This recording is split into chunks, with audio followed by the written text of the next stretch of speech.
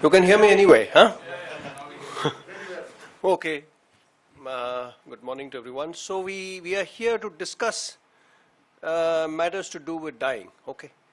Not matters to do with primarily with law or euthanasia or anything. Primarily with our patients who are dying. So dying matters, okay? And that's been the primary goal for all these endeavors. And now we want to see how we interface with law. Because legal issues have been so overbearing, I want to start with the primary human issues or medical issues, right? To give it the balance. You know, there's been a complete loss of balance. So you can see Atul Gawande's book was referred to by Dharmesh this morning, and this is our own, one of our fraternity, a cancer surgeon who has written a book, among many others, on issues that interface medicine and society. Primarily, it's not about law, it's about society. So being mortal, it's good to remind ourselves that we are all mortal. No matter how death and dying process has been modified by technological and other advances in modern times. So our traditional ideas and ideals about dying, death, its significance has got altered in a way. And now it's created a new difficulty for mankind, as he puts it. How to die, right? Is dying legitimate or not legitimate in modern times? And is there a way that human beings want to die? So, there is a, whither are we going, right? Modern medicine, whither are we going? Quo vadis? We got a fabulous technology, but we don't know where to set the limits. We know it can't cure all. That is very clear. So mortality rate in all countries ultimately is 100%, right? That we have to accept. There's one inalienable truth. We can prolong dying. This has also become very clear. We can postpone dying without producing a solution, creating new problems but solving none, and that comes at a price. So futility is there for all to see, but we won't see it, right? It's a huge elephant in the room, but we are preoccupied with all other things except death and dying and what to do with it, because it's a huge medical, legal, sociological, spiritual problem in our midst, but we won't acknowledge its presence. So this is the barrier number one. We've got some undiscussables in our midst, right? We won't discuss certain things. We think they are sensitive or they are difficult or people will not understand. So there's certain things in medicine which we don't want to open up fully to. We go halfway, we go 1/3 of the way, but we won't go the whole hog. Or we deflect to issues which are different, not germane to the main point. We'll deflect it to the issue that we can be misunderstood, we can be caught, something can happen to me, right? So we deflect it to me issues rather than the primary issue. And then there are a lot of dirt that gets brushed under the carpet in the name of, we can't discuss it, okay? How much of torture we may be perpetrating, how much of burden, avoidable burden we may be imposing on people, these issues get brushed under the carpet, and that's been the reality. So the question today is, can we at least tame this wild elephant? Or at least acknowledge this wild elephant?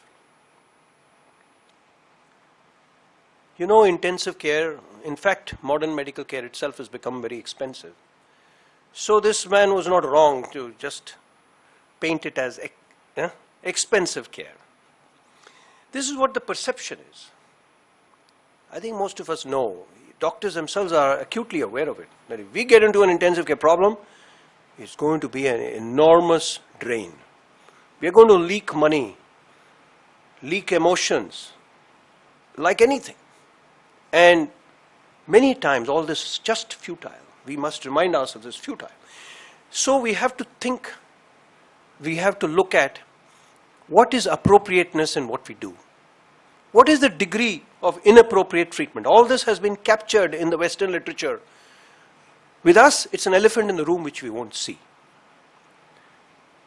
In this recent paper from CHEST, where data was taken from 83 ICUs, the methodology was there was a questionnaire which was given to nurses, senior doctors, and junior doctors. Senior doctors acknowledge that 23% are inappropriate. Senior nurses said no, 33%. Right? Nurses' perception was higher than senior doctors. Junior doctors said 9%. Because junior doctors are still dreaming dreams. Okay? They're still in a romantic zone. They think most of the things can be reversed. But even they had to acknowledge that 9% are inappropriate. And what is the degree of inappropriate treatment among us? Well, we have brushed it under the carpet. That's not an issue to be discussed at all. We only want to discuss whether it will affect us. But as a data, as a man of science, you have to know what is the degree of inappropriate treatment. I don't think we have planned any such research in a big way in our country, but we should. We should know clearly, because knowledge is power. Unless you have precise information, you don't even know what the truth is. Then we have to look at the larger picture. If there is so much of inappropriate treatment, almost 1/3 of the people seem to be undergoing inappropriate treatment and imposing burdens that are avoidable. This is a purely iatrogenic condition. We talk about so many iatrogenic conditions and how we can reduce the risks. And what about this one? This is huge by any standards. So we have to go back and see what our professional duty and standards are. See, our professional duty and standards don't teach us to be legal first up. It teaches us to be ethical first up, right? Ethical condition is what makes us take the oath. Ethical framework is what we are taught to live by. When you get your certification as a doctor, do you swear by Indian law?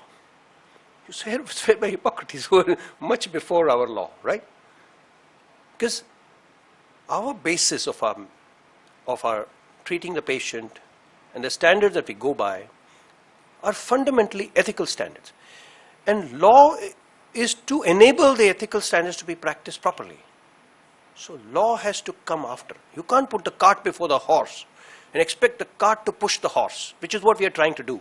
We say, no, the law doesn't allow. But you haven't told the law what you need. We have never told the law what we need.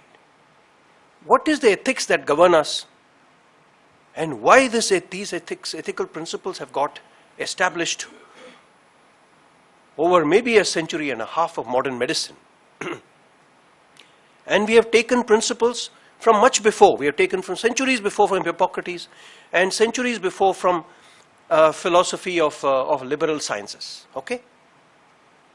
So that's how it has come from.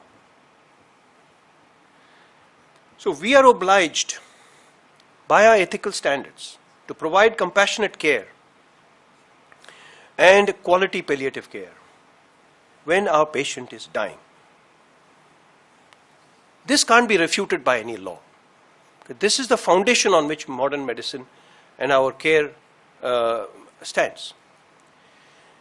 So you can see the gulf between the ethical standards and ethical practices supported by enabling laws between developed world and us is widening like anything. It's become a huge gap now. You can see the hospital policy on appropriate use of life-sustaining treatment, Toronto Task Force, which was published in Critical Care Medicine 14 years ago. They are so far ahead, you can see. They have defined a goal of intensive care.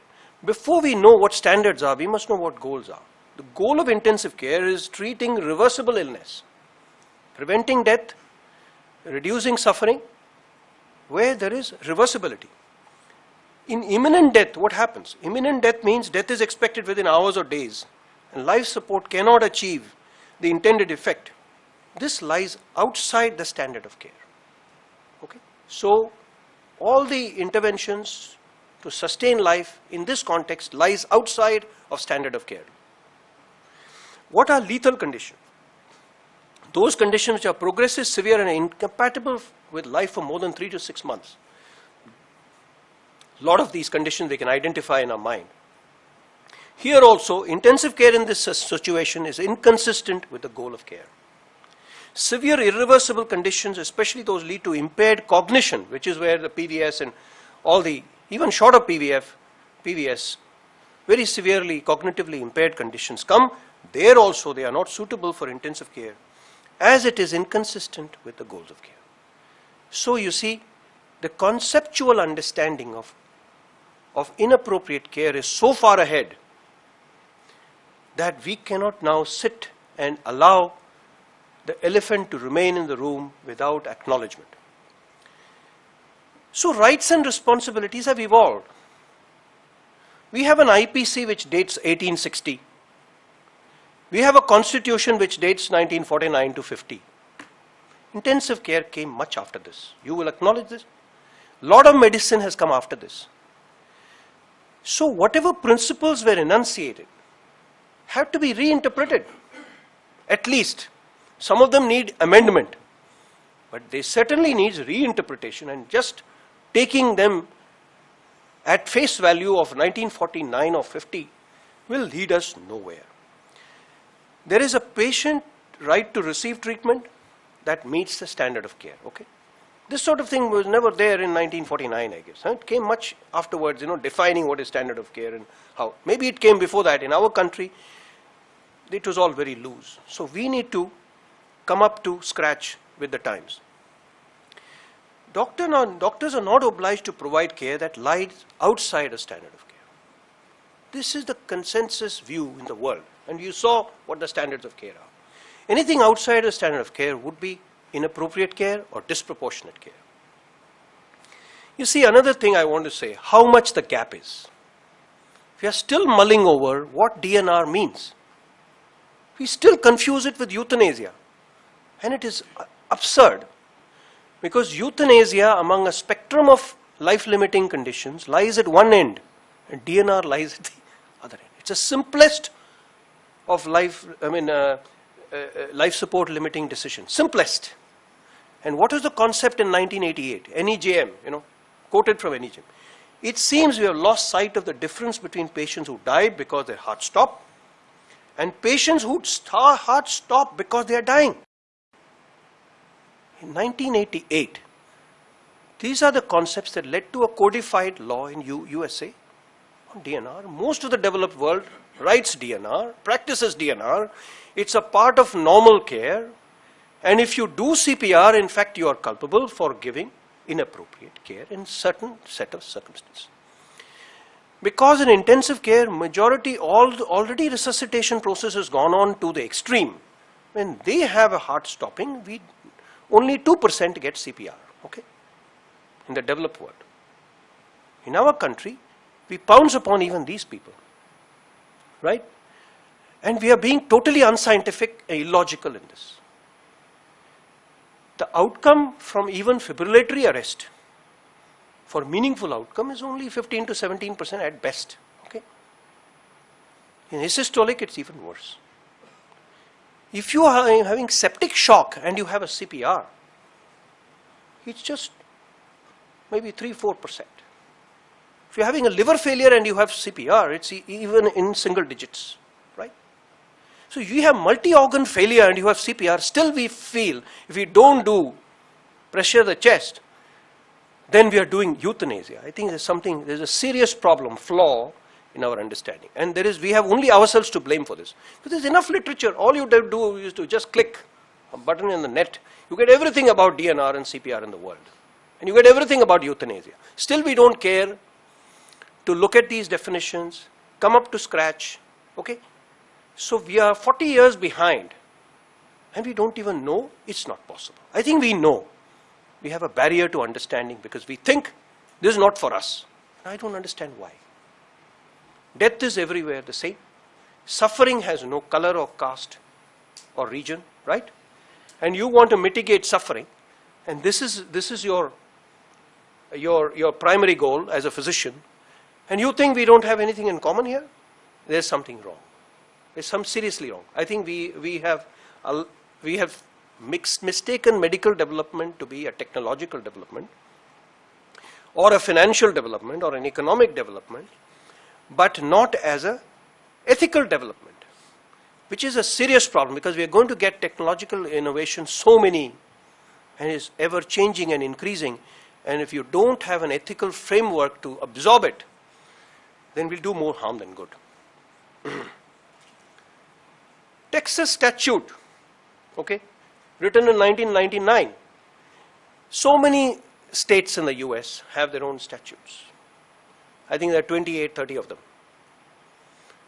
In principles, they are all the same. In actionable points, they may be a little different. But the point is it's there. Advance directive, there's a statute. And we are still mulling over whether advance directive should be done or not. I don't understand. There are reservations about everything. It doesn't mean you don't have them. A whole lot of reservations about a functioning liberal democracy. You can't throw away the principles of democracy. It's not possible. This is our foundation. So foundation is to respect the patient, and this is an instrument to respect the patient's wishes, and you don't want them. It's very strange. And the argument that West is West is very hollow, because of what we are practicing is Western medicine. For everything, our guidelines and our principles, our understanding of what we are doing, more than 90% we are depending on Western literature. We haven't generated our own, we are just starting to do so. This is a consensus definition,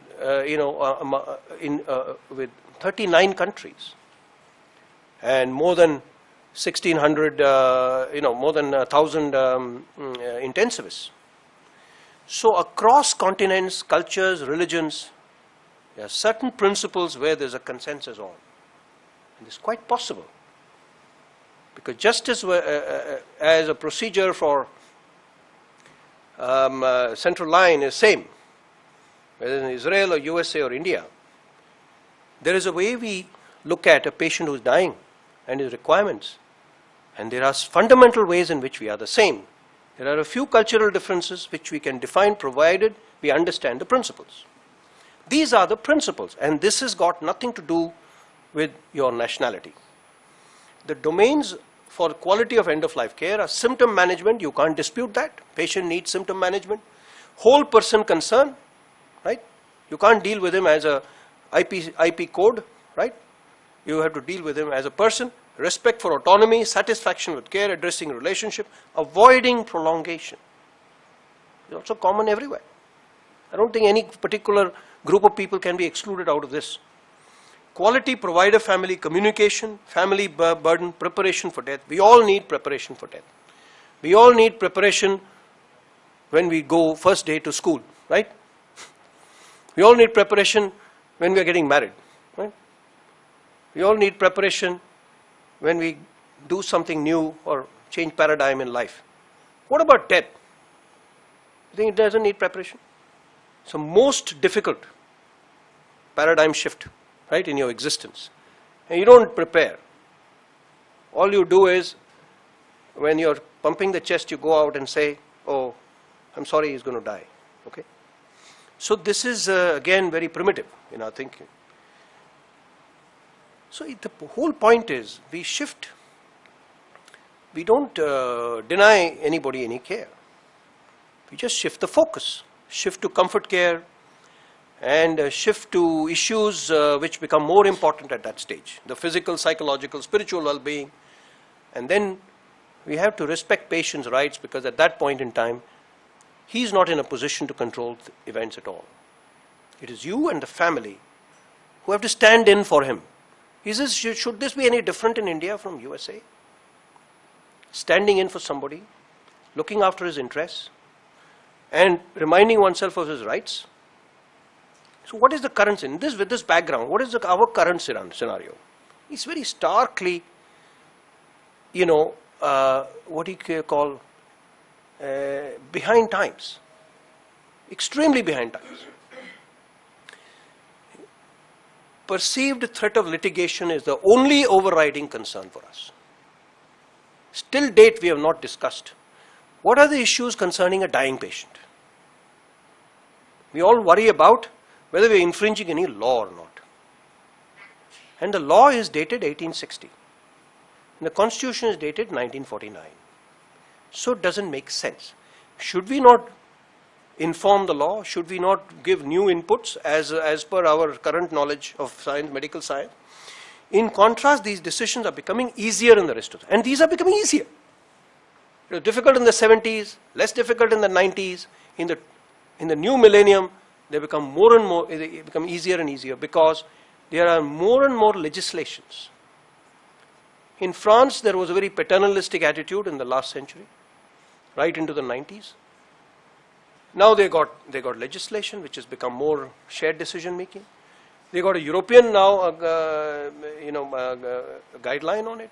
Then there is Australian, there is South African, there is USA has been ahead of the rest in this. So what I'm saying is they're becoming easier because there's more and more debate, understanding. There are gray areas, no doubt, but gray will become black if you don't throw any light on it at all. It is not an excuse to find alibis and run away. Okay, it's in fact an urgent call to pay attention and clarify at least to some extent. Somewhere, let's move a little bit ahead. Ambiguity is created. In fact, what is happening is archaic laws, which had a relevance in the times when they were framed, right? Archaic laws are impacting on modern lives. How is it possible? Suicide laws, imprecise definition. We have definitions which are dated back to Nazi times, right? Definitions have not been updated. Can you have any discussion on any subject without first fixing the terminology, right? For any treatise, you have a bibliography, you have a glossary, right? We don't seem to have anything like that. And we have not even checked whether terminology is correct or not. So terminology is very vague, and lack of awareness of what are the issues concerned. Issues are not legal primarily. Issues are humane and ethical primarily. So we must shift spotlight. Legal aspects have taken too much time, taken too much space, okay? And there seems to be a complete catch-22 here, okay? I don't have the law, so I can't practice good medicine, okay? And how are you going to make law?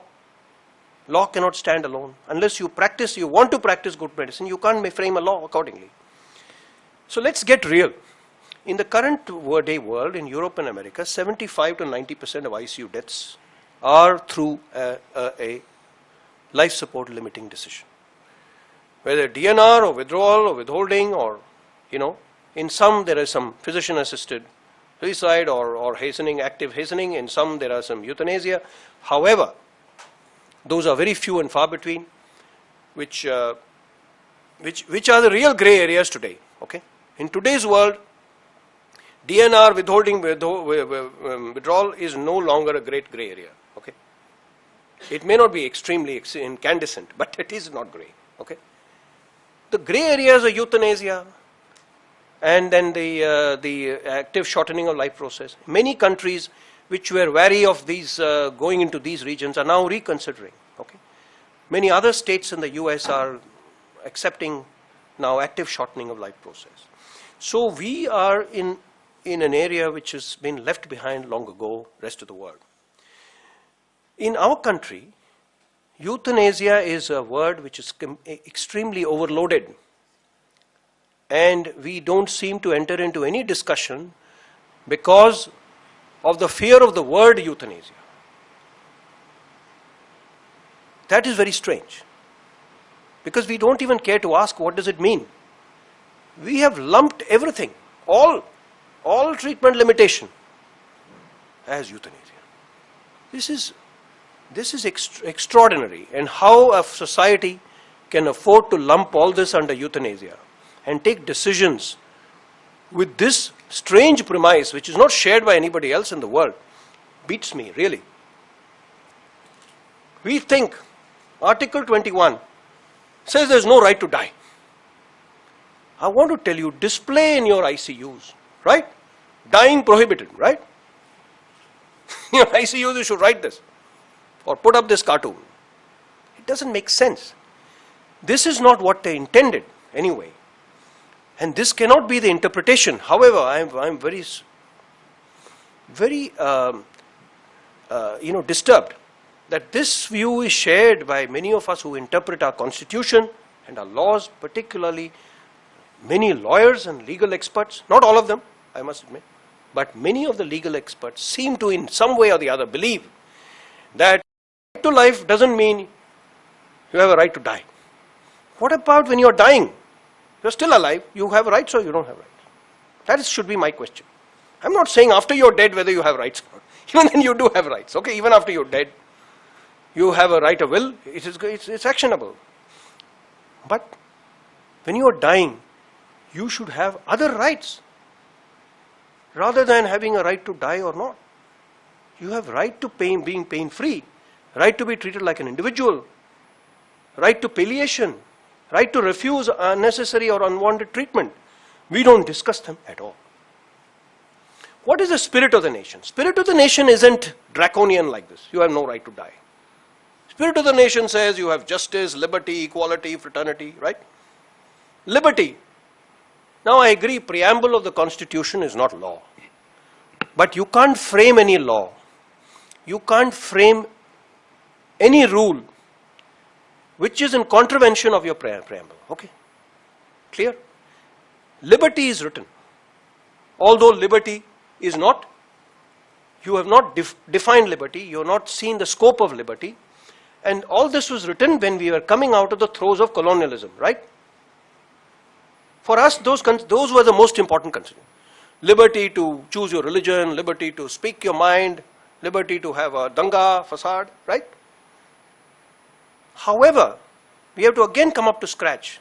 Liberty also means how you conduct your private life, how you conduct your own life. This kind of liberty, this aspect of liberty has not been explored at all. However, in the American law, which also talks about liberty, they have produced an act of self-determination to support the modern requirement of refusal of treatment, which is required in modern times. So, but right to life and personal liberty, I think rights as a dying person is included in the right to life. Okay? Dignity of a dying person is included in the right to life. So no right to die has no meaning in my mind. So Gopalan versus State of Madras in 1915 showed that personal liberty relates not just to the body, also to the person as a whole, which is relevant, germane to our intensive care ethics. Menaka Gandhi versus Union of India showed right to liberty holds, because it's in the preamble, it's a fundamental right, it trumps all other directives from the government. Okay? A new government, changing government can make any rule. But if it is in contravention of any personal liberty or fundamental right, it trumps it. There are ways, there are remedies for it, but then there is a process. It's supposed to be a three-way process to be able to amend that. Okay? So you can't just write, Naruna Schonbach judgment and say, this is the rule. You can't, because there's a liberty issue which you're contravening. Right to informed consent or refusal stem from these rights. Have very fundamental. They're common law. You don't need another law. But for abundant clarity, you can make another law. You can make a clause. But it's already in existence. In India, somebody, I think Mukul Rohtagi recently said, okay, there is no right to privacy. What a blasphemous statement. And why did he say that? Because the Aadhaar card, you are obliged to give certain details, okay, which can be your private detail, and there's no security. It can be leaked out.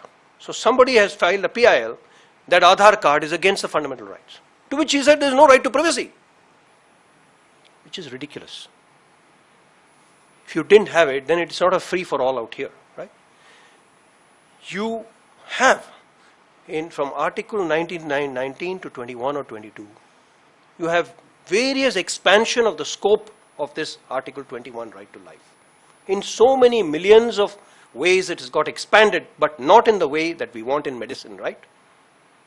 Which is right to privacy when you're dying. Okay? This has to be spelt out. No person shall be deprived of his life or personal liberty except according to procedure established by law. This is what it says. Okay.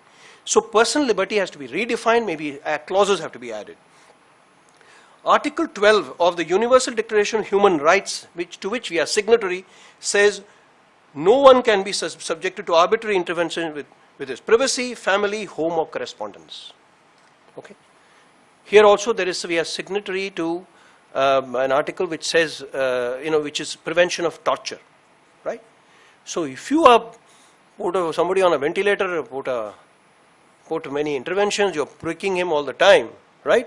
Giving him toxic medicines and not even sedating him properly, I leave it to you to judge whether it's a Auschwitz-like torture or not. Okay, I believe it is. There is no difference.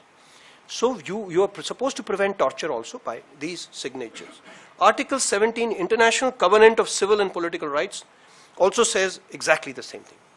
There's one more right which I discovered just a few days back. Okay, I discovered that we have one more right, which is right to one's beliefs.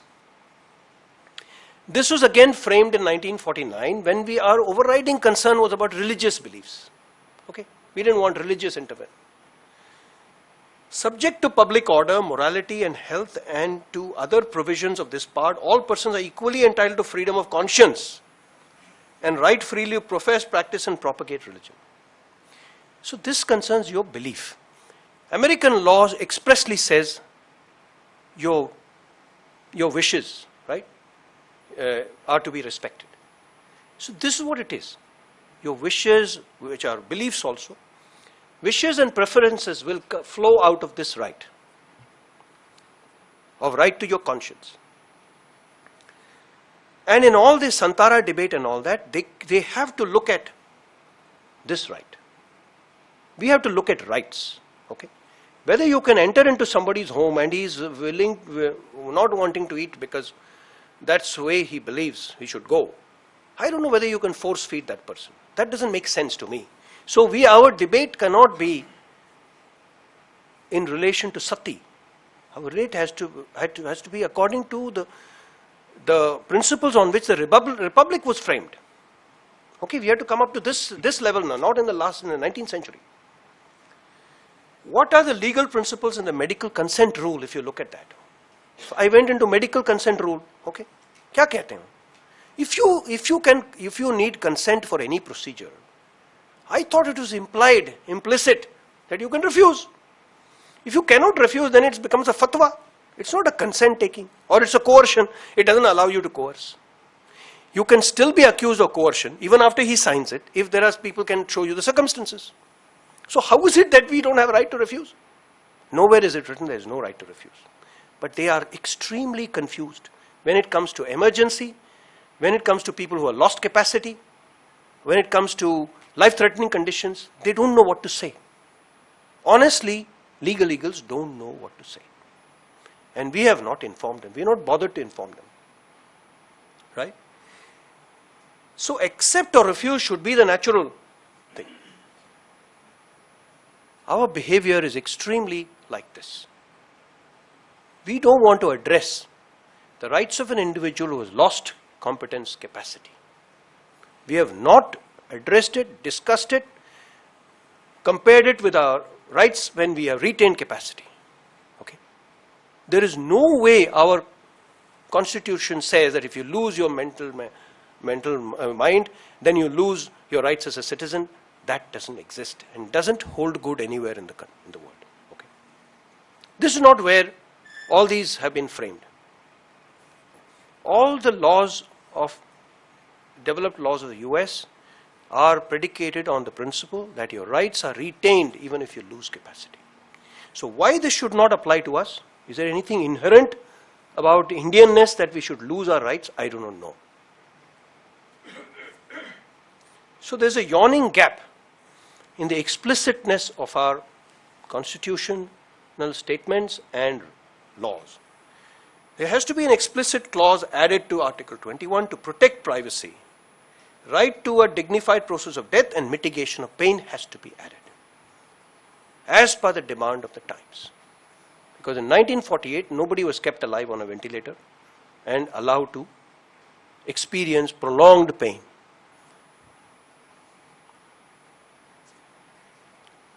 Since our only resource was these extremely vague and nebulous concepts, and we were not up to date, we got a very confused statement in Aruna Schonbock case.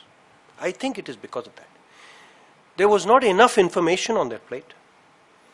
And the premise was whether we should do euthanasia on Schonbock or not. I'm horrified. I'm a proponent, advocate of end-of-life care. I'm horrified. I don't want to do euthanasia on Aruna Schonbock. That is not why we are fighting. We don't want to kill off people. There's no killing. There is restoring people their rights. They are two different things. I believe Aruna Schonbock had certain rights which we didn't look at all. Okay? We only looked at how good the nurses are, whether there's a bedsore or not, whether KEM did very good by her or not, whether people around her were sacrificing or not sacrificing. None of this applies. Was her rights explored and restored and respected? Because we can't get this monkey off our back.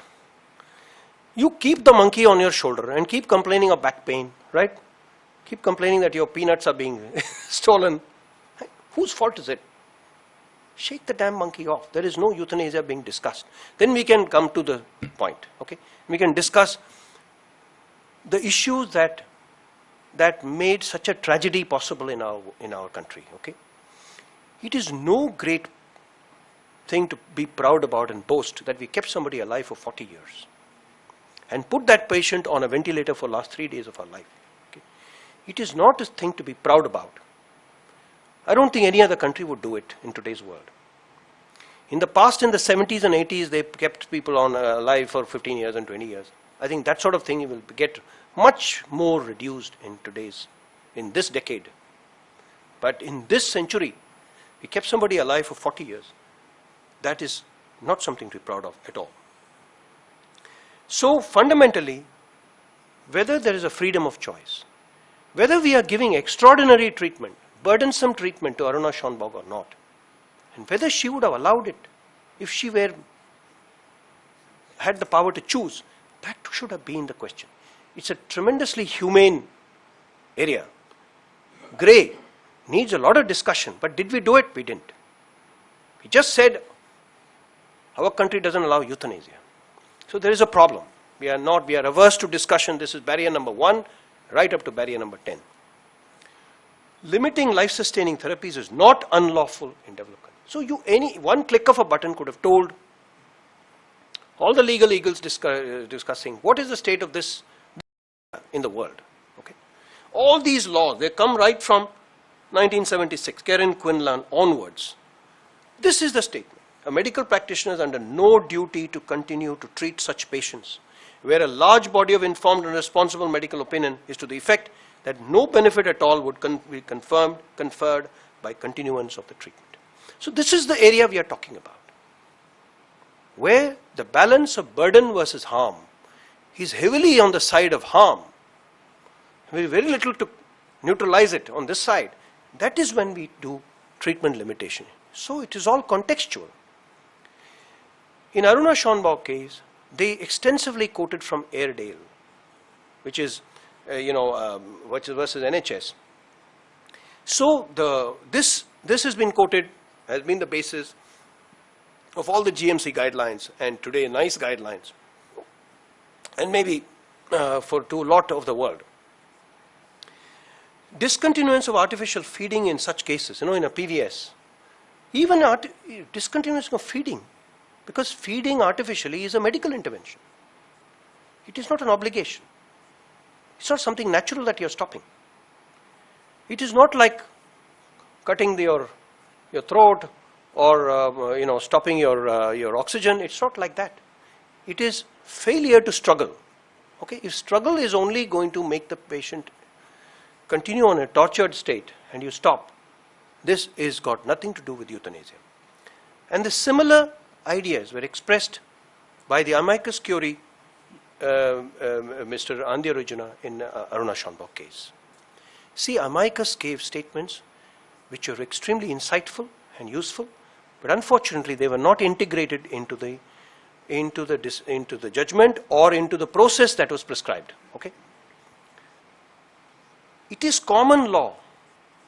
It's not to do with any, you don't need a legislation. It's a common law that the right of every individual to have the control of his own person free from all restraints or interference of others.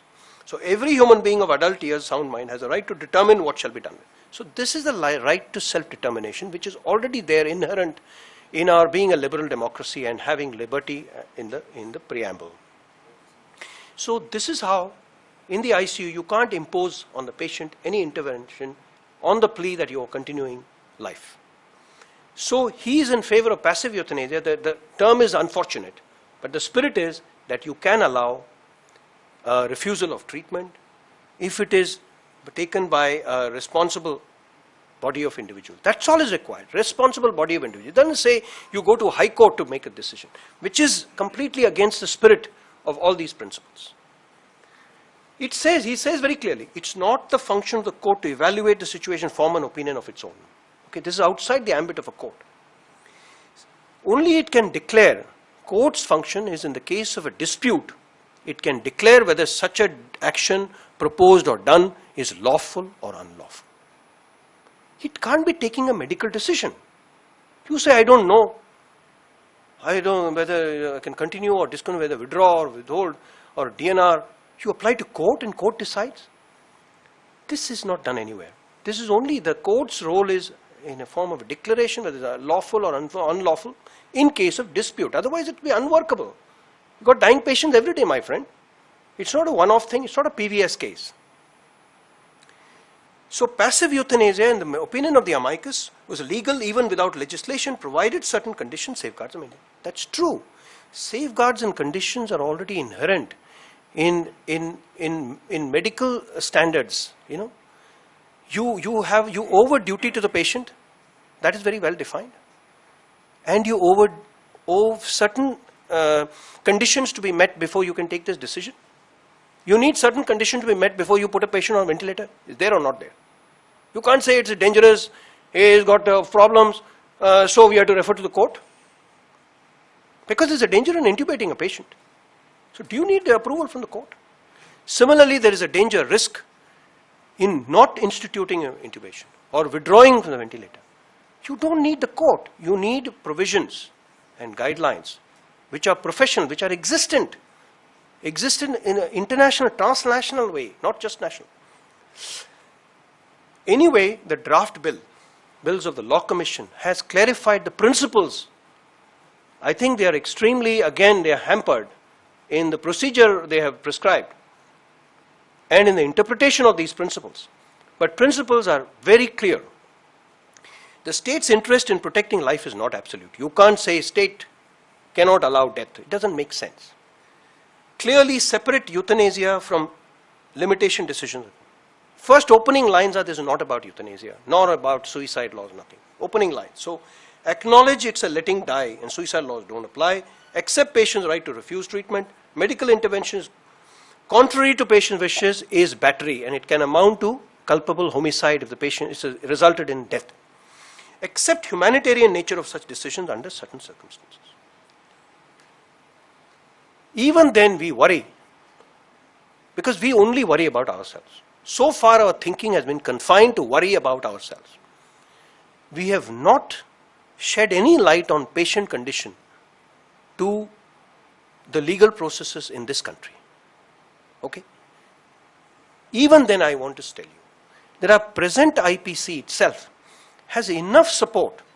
If you have done in good faith, if you have practiced medicine properly, and you are willing to document and stand by what you have done with conviction, no way you can be unlawfully caught by the court. Because section 300 IPC for murder doesn't apply to you at all. Okay? There is neither intention, there is intention, there is no intention, but there is knowledge. But on the basis of knowledge alone, you cannot be convicted because you have got provisions in the IPC already. And you are using unconsciously these provisions in making decisions for the patient anyway. Because even if you don't take an end-of-life decision, patient can die in your hands, and you can be caught by Article 300. Okay, murder. Why are you practicing medicine? Then you should leave this medicine. We can, because already in existence there are IPC articles 81, 88, 90, 92. All these give you there is a doctrine of compulsion necessity, right? Under which an act likely to cause harm but done without criminal intent and to prevent other harm. That's what you're doing all the time. Act not intended to cause death done by consent in good faith. This is what you're doing all the time. Okay, you take consent, you do it in good faith. It doesn't oblige you to take a unilateral action. So that way our IPC is so well framed, I can't tell you. Okay, in today's world, we come to the understanding that unilateral decisions are suspect. Okay, and you can't justify it by any means. Whether a patient is 90 years old or 95 years old or 100 years old, you can't take a unilateral decision. Because there is an inherent problem there, okay, and patients' interests are not safeguarded fully. But it doesn't say that you don't talk to the family.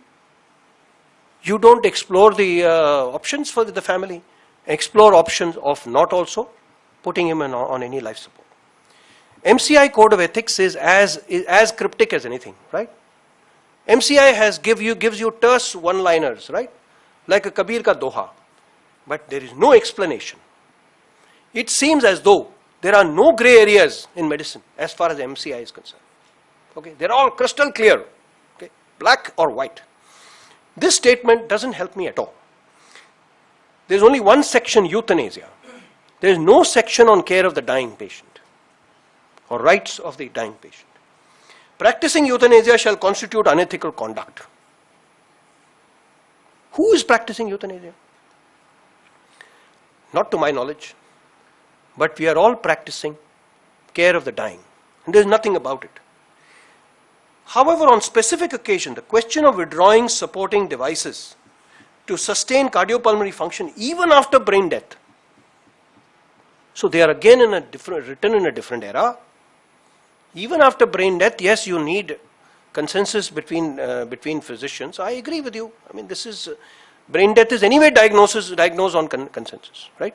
So this sort of situation again is very rare, that somebody is brain dead and you take a unilateral decision to it. So it is not helping me in the real sense to sort out my gray areas. What happens if he's not brain dead?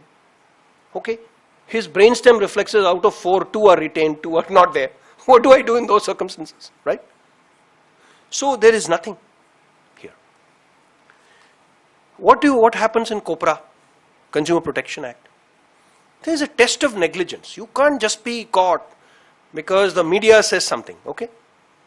You've got to prove it in court. The test of negligence is that whether you or not, you acted in accordance with the practice accepted by proper and reasonable body. That's all. As simple as that. Can't be more logical than that. No point arguing, 10 years hence, stem cell therapy will come and I will restore all of the body, right? Our Lord doesn't say that you can be caught retrospectively 10 years later, right? It doesn't say that. Only concurrent, prevalent, available means are what is sought. Let's understand it. Let's be reasonable people. Already, in spite of having innumerable international guidelines, the Indian Society of Critical Care Medicine, Indian Association of Palliative Care have taken the trouble again to revisit this issue and make professional guidelines. Because first, you have to have the ethical framework and basis of practice. Only after that, you can have enabling law. And we have to tell the law what we need. When you want a legislation, firstly there has to be a need, right? You don't enunciate a need, then how can you get a law?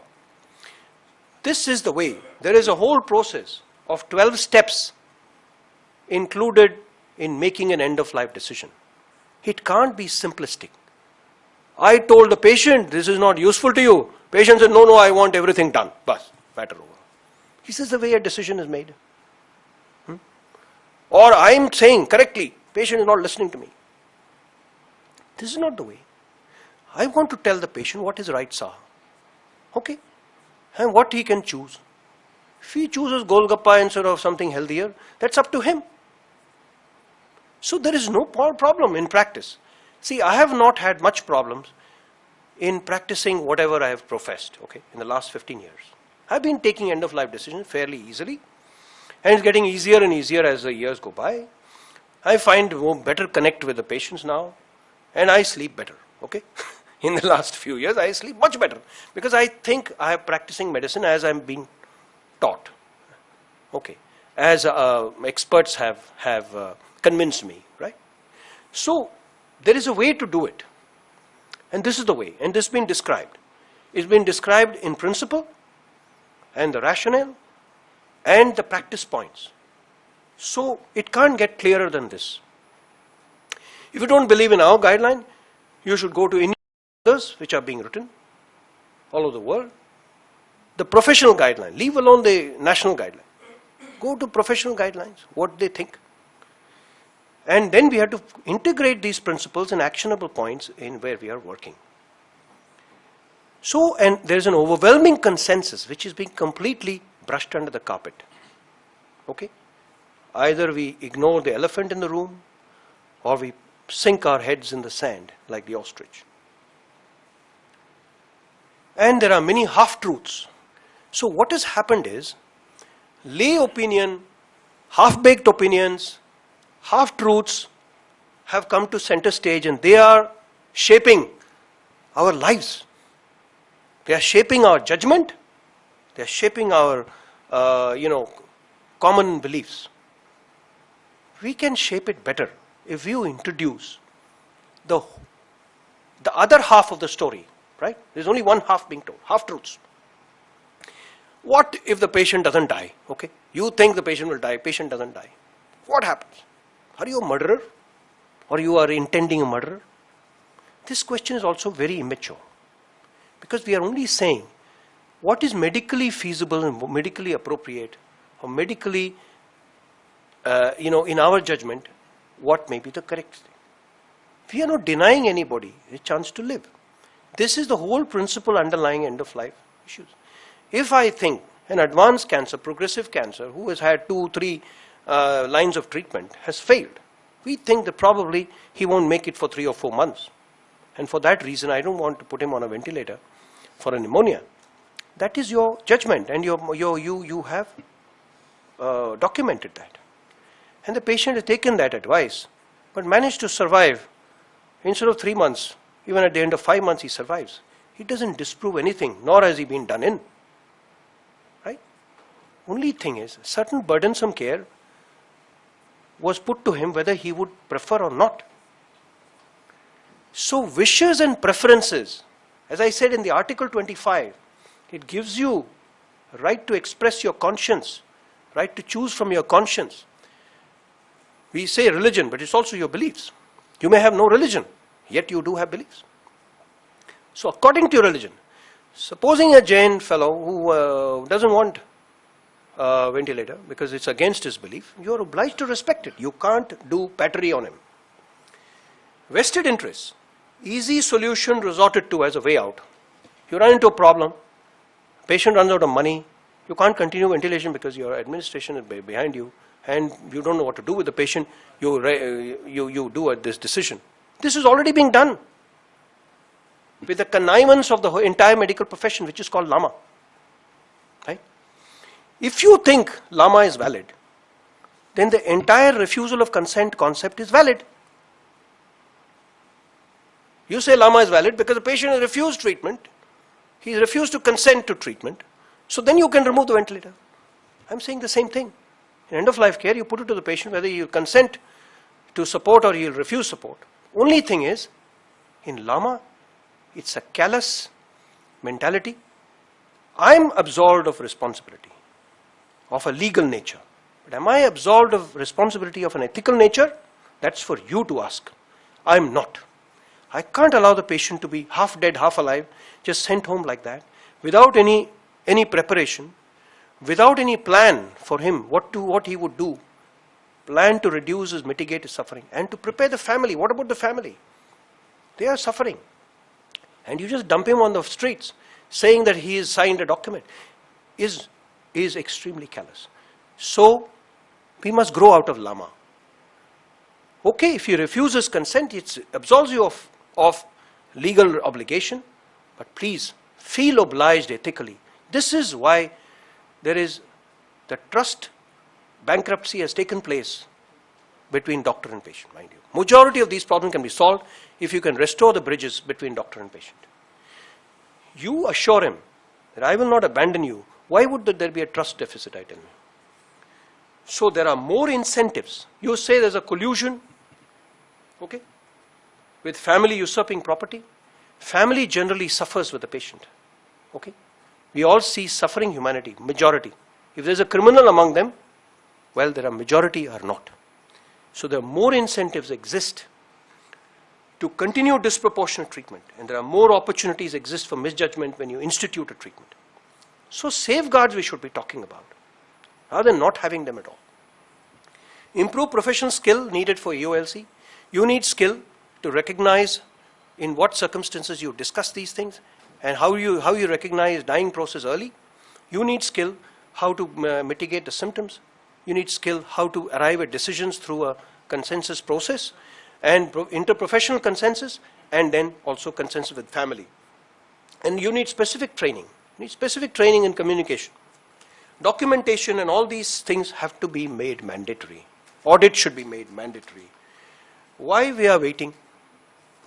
While we are waiting, illegitimate practices are being legitimized, okay? According to Joga Rao of a National Law School. What a statement. This has opened up my own brain. We are legitimizing many things just because we have not attended to certain legitimate issues. There are people who are thinking a lot about it.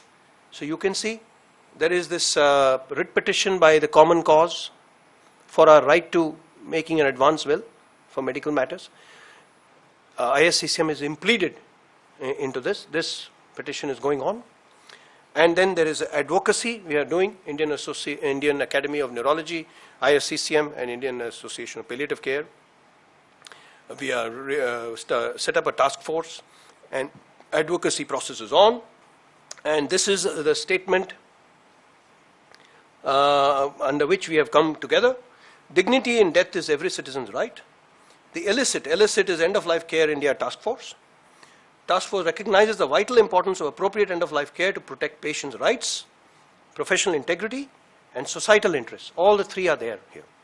And we hereby resolve to work towards establishing evidence-based policies and processes for standardizing EOLC in India.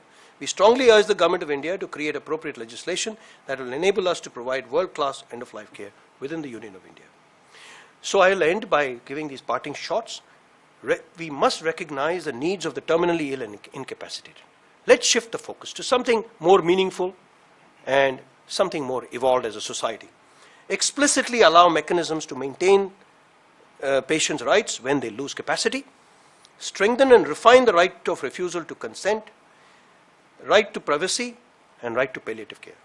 Support ethical obligations of caregivers and protect their rights as well. We forget we have rights. Rights to practice medicine according to standards. Right to practice medicine according to our ethical standards as well and conscience. It is also our right. Formulate laws and procedures that harmonize medical, legal, and public opinion and facilitate the delivery of appropriate care. Thank you, gentlemen. I have exceeded my time. So sorry. Yeah. Thank you. Thank you, Dr. Mani, for building up the context and the entire work which has been done, I think, by all the people who are sitting here through ISCCM. I think we should open the debate, as you rightly mentioned, that there is a need to change certain aspects of legislation. And I think all of you can share your thoughts as to what kind of changes need to come in if we want this guidelines to be in place and help the critical care community. Any thoughts, sir?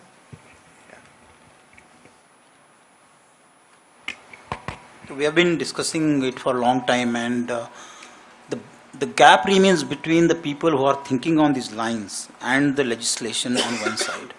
To build this gap, the associations, Indian Institute of Law and Medicine, some doctor turned lawyers studying medical professional principals, etc., are trying to bridge the gap.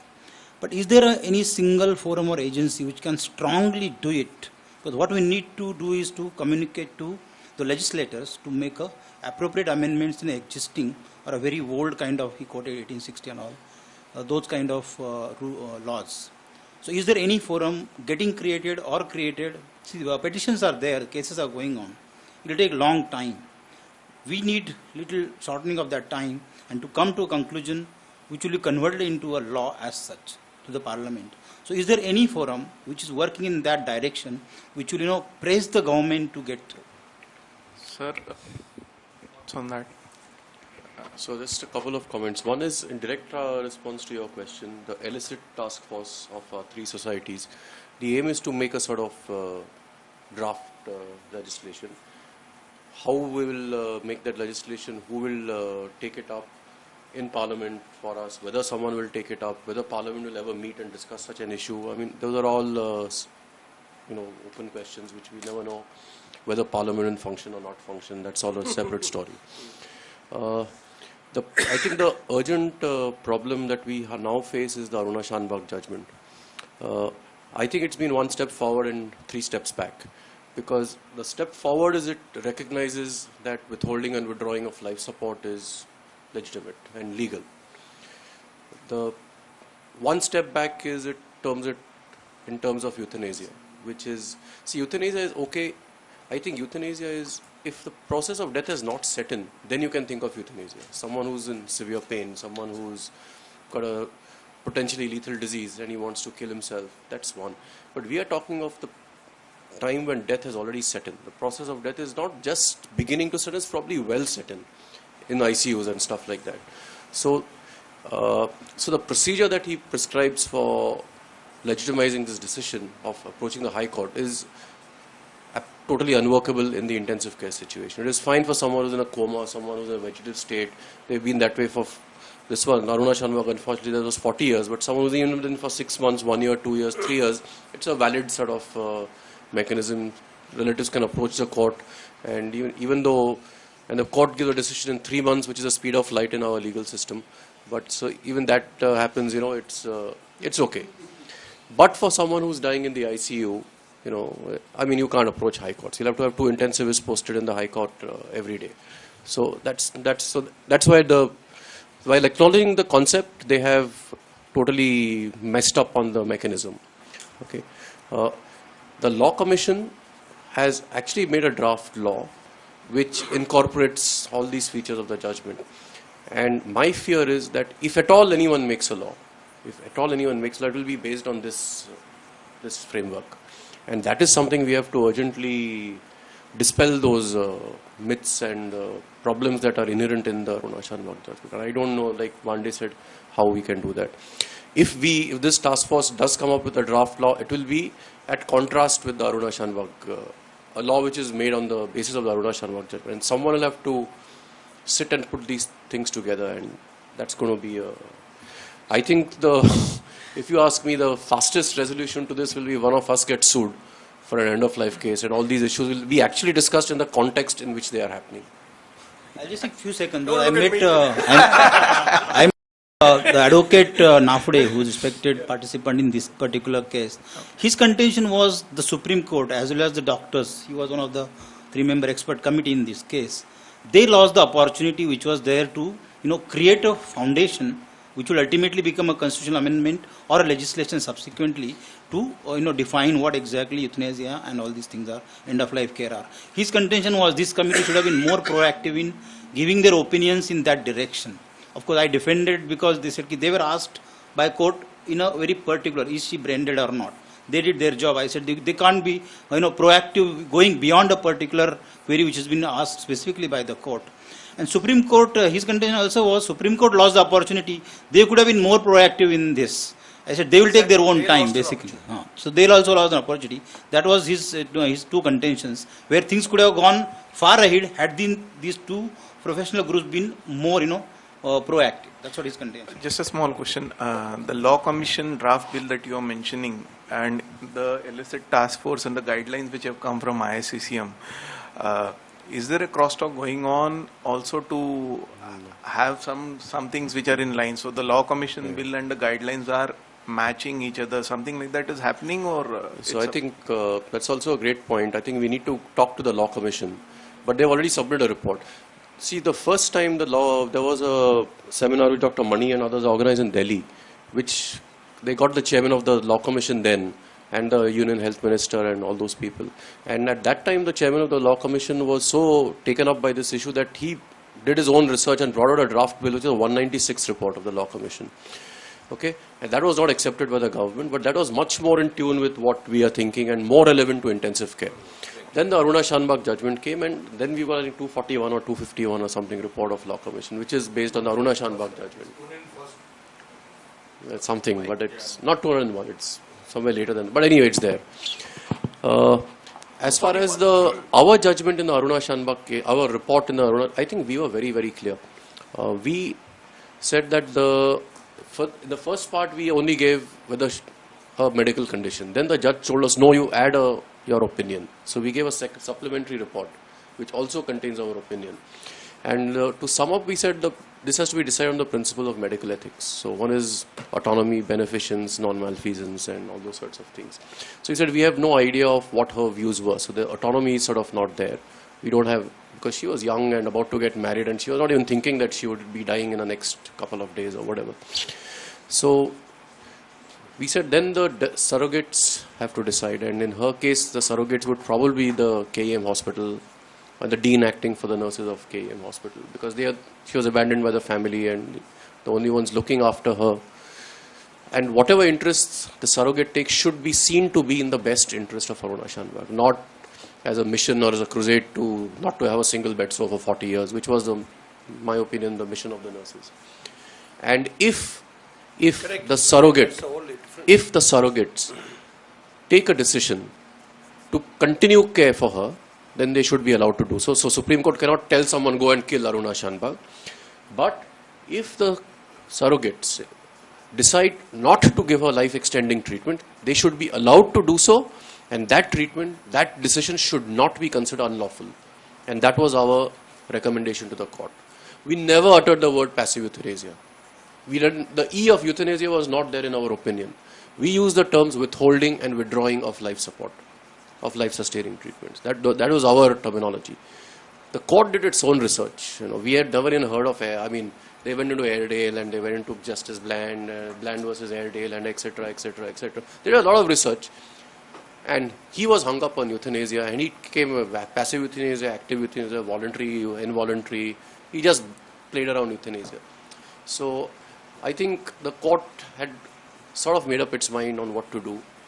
In the Supreme Court, when they were talking of the mechanism of, they were all worried about misuse. So the whole thing is, how do we prevent misuse? Society is corrupt, doctors are corrupt, relatives are corrupt, only judges are not so corrupt. So that was literally what the judge was saying there. So one of us, Dr. Gursani, stood up in the Supreme Court. I think he's probably stunned all the Supreme Court people, because he caught up like in a panel discussion and said, I want to say something. But he said, why High Court? Why not just have a committee on the lines of the transplantation committee in a hospital? And they did not consider that. So, I think, lost the chance. So the judge did accept that, yes, it's lawful, but I think he was very much in the euthanasia frame of mind and that mold and that sort of thing. So I would just like to add one thing.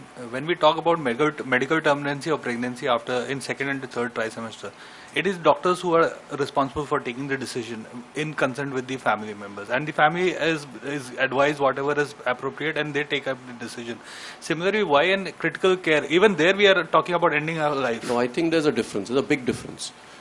In an MTP, it's an autonomous decision taken by the patient coming to the doctor for termination of pregnancy. Okay, and the law recognizes that it is legal to take the life of a fetus who's below X weeks of age and so on. But it is an autonomous decision of the patient. The doctor is providing the service. The problem in the intensive care is we have no idea of the autonomous decision of the patient. The patient is not in a condition to make an autonomous choice or express his autonomous wish, and that is why a lot of these things. Secondly, he's so close to death. That, like Dr. Mani said, it can be taken as wanting to do suicide, which as of now is technically illegal. So I mean, so we've recognized the right to take a fetus's life. We've not. What I mean by MTP is not the first trimester. I mean in the second and third trimester, where it is based only on the medical grounds. No, it's not. It's not. MTP can only be done up to 20 weeks. Under certain medical condition, it can be extended up to 24 weeks. One. Beyond that, it's And not secondly, now recently there have been two cases. One which has become very publicized in that the doctor's case in Ahmedabad, which has been coming up. And before that, we also faced the same dilemma in Haryana and Rohtak. A young girl of 14 years old was raped, had a 22 weeks pregnancy. The court asked us to do the termination, the High Court. Our college, the gynecologist, they refused to do it. They said this is against the law, please review it in it. So that tomorrow if somebody goes to the Supreme Court, we are not halt. And end of the day, in this time, 4 weeks, then they say, okay, continue with the delivery. That girl delivered it, and subsequently the child is in the protection home and the family went away. So it's not that in MTP it is absolute. It is only up to 20 weeks. MTP When medical conditions are there, it is 24 because fetal is not alive than that. After that, it is sustainable for the life. So that fine distinction we have to very. No, it is not that. Up to 20 weeks, you see, by and large, it's not a question up to second trimester. After 20 weeks, like somebody has an encephaly or other things, then probably on the medical condition, you have to make a board, then you go away. Between 20 to 24 weeks is this thing. So that's important. So we can't have two things the same way. Sir, my perception is, we are talking about the courts. That's fine. This is how the legal framework has to come. Who has to deliver it? Yesterday, we were discussing, it is we who have to be the opinion makers. Because whatever the decisions, be it medical negligence, be it appropriateness or inappropriateness of care, the court always decide on the medical expertise, not on its own. They need their help. If I am wrong, please correct me. Therefore, what is extremely important along with this is, when we are talking about it, our own doctors, colleagues are absolutely ignorant about it. And in fact, most of the trouble, it is not from the attendants which comes. The relatives do accept it, they take time. But it is the trouble which is coming up from our own fraternity. And similarly, it becomes sometimes extremely difficult, people in the law community to tell it, because when we are talking about that, yes, this is likely to be unlikely to the person is survived. So we need to clearly differentiate, and probably this is where we have failed in communication. Are we using these methodologies to take care and so that save life, or we are using it to prolong the dying? I think that distinction sometimes overlapping and creates a confusion. Unless and until we make that very clearly, we are not going to have a clear opinion from the courts. We need to tell very clearly, well, this when we do, it saves life. This is what we do, it is prolonging the death. Because when these issues starts coming, the clarity starts coming in the profession, we deal with it day in, day out, hence we are talking about it. You talk But Dhruv, these processes are well defined, and our guidelines also defined. Yes, So we have to go, we have to be seen to be following these guidelines and documenting, all these findings. Then the court will recognize. Sir, very rightly said, but unfortunately, we need also to catch hold of Medical Council of India, so that it is put in the ethics and curriculum. Because once it is ethics, because you have to have two-pronged approach. One, you are working through the court, another through work as an MCI. So if does your ethics allows it, once it is there, court automatically will agree with it. To a very large extent. Dr. Dhruv, give me a minute, Dr. Mani, with your kind permission. A very appropriate time you have spoken about MCI. We have the chairman of Academic Committee, Medical Council of India, Dr. Ved Prakash Mishra here. He is our honored guest here. And you were saying something about MCI, it's very appropriate. I'll just request Dr. Mishra to speak. Sir, I will intervene here. Please, it's between two doctors. No, it's not that. We just started, we don't know each other's name. Probably, I hope it will be appropriate if we introduce ourselves and we know each other. That's the request. Then probably. From where do we start? I'll introduce Dr. Okay, I have introduced him. You want him to be introduced, Dr. Mishra? He is a great speaker, and on medical laws and ethics in MCI, he is the last man. He has the final word there, and he has been very gracious to come here, and he wants to get something so that he can obviously use his... So you have formed with Dr. Mishra, sir. I'm grateful, I'm obliged. I am Dr. Ved Prakash Mishra. I come from Nagpur. I had been chairman of the Postgraduate Medical Education Committee for a long time. I have taken up the chairmanship of the Academics Committee. But my real interest and purpose was to carry home the messages, as you rightly said. Things have to be incorporated so that they really bring about the qualitative inclusions in the code of medical ethics. The limitation which I am wanting to share and which is coming as a big impediment is code of medical ethics is not a law. It's a code. So we have to contemplate a clear-cut distinction between what is a law and what is a norm. When we are talking about the norm, but yes, the rubric of norm is broader and larger than the small bylanes on which the law is required to be specifically walking. But fact of the story is that ultimately what all laws we are contemplating to be governing medical profession, they are within the rubric of code of medical ethics. Now this is the real beauty of it. Therefore, when we are talking of code of medical ethics, it is not only the ethical conduct, it's not only what are the tenets within which the medical practice or the professional practice is required to be incorporated into. The second important part is the two approaches which are included in the entire domain of the code of medical ethics. And those two aspects, if we take note of, perhaps what exactly should be the line of inclusion should be loud and clear. The profession contemplates ethical conduct of the first approach, and that is what is called as the paternalistic approach. The doctor or the professional as a custodian of the welfare of the patient.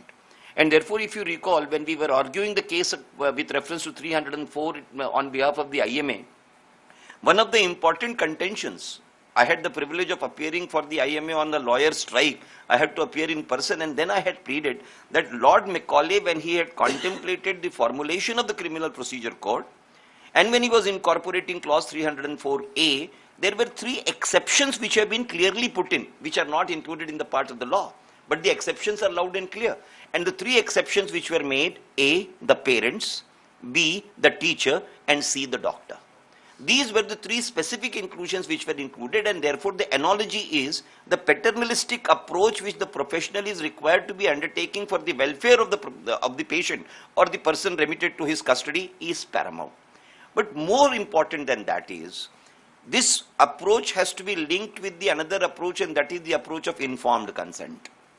What I was listening to, informed consent and paternalistic approach, if these two are put together, then the negligence or non-negligence part, that will be technical. But as far as the moralistic part, the ethical part of the conduct is concerned, it gains a sense of completeness.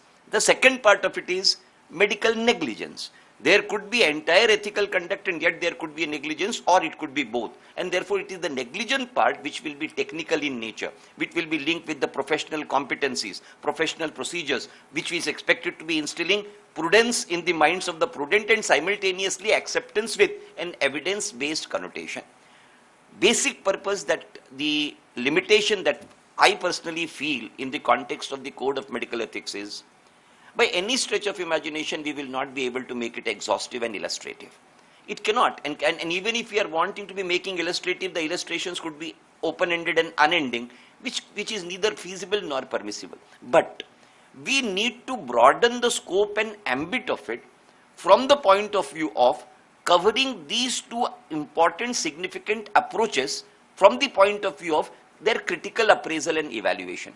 Even today, suppose if a particular situation is there when the expert opinions also differ, where exactly one is required to be looking into.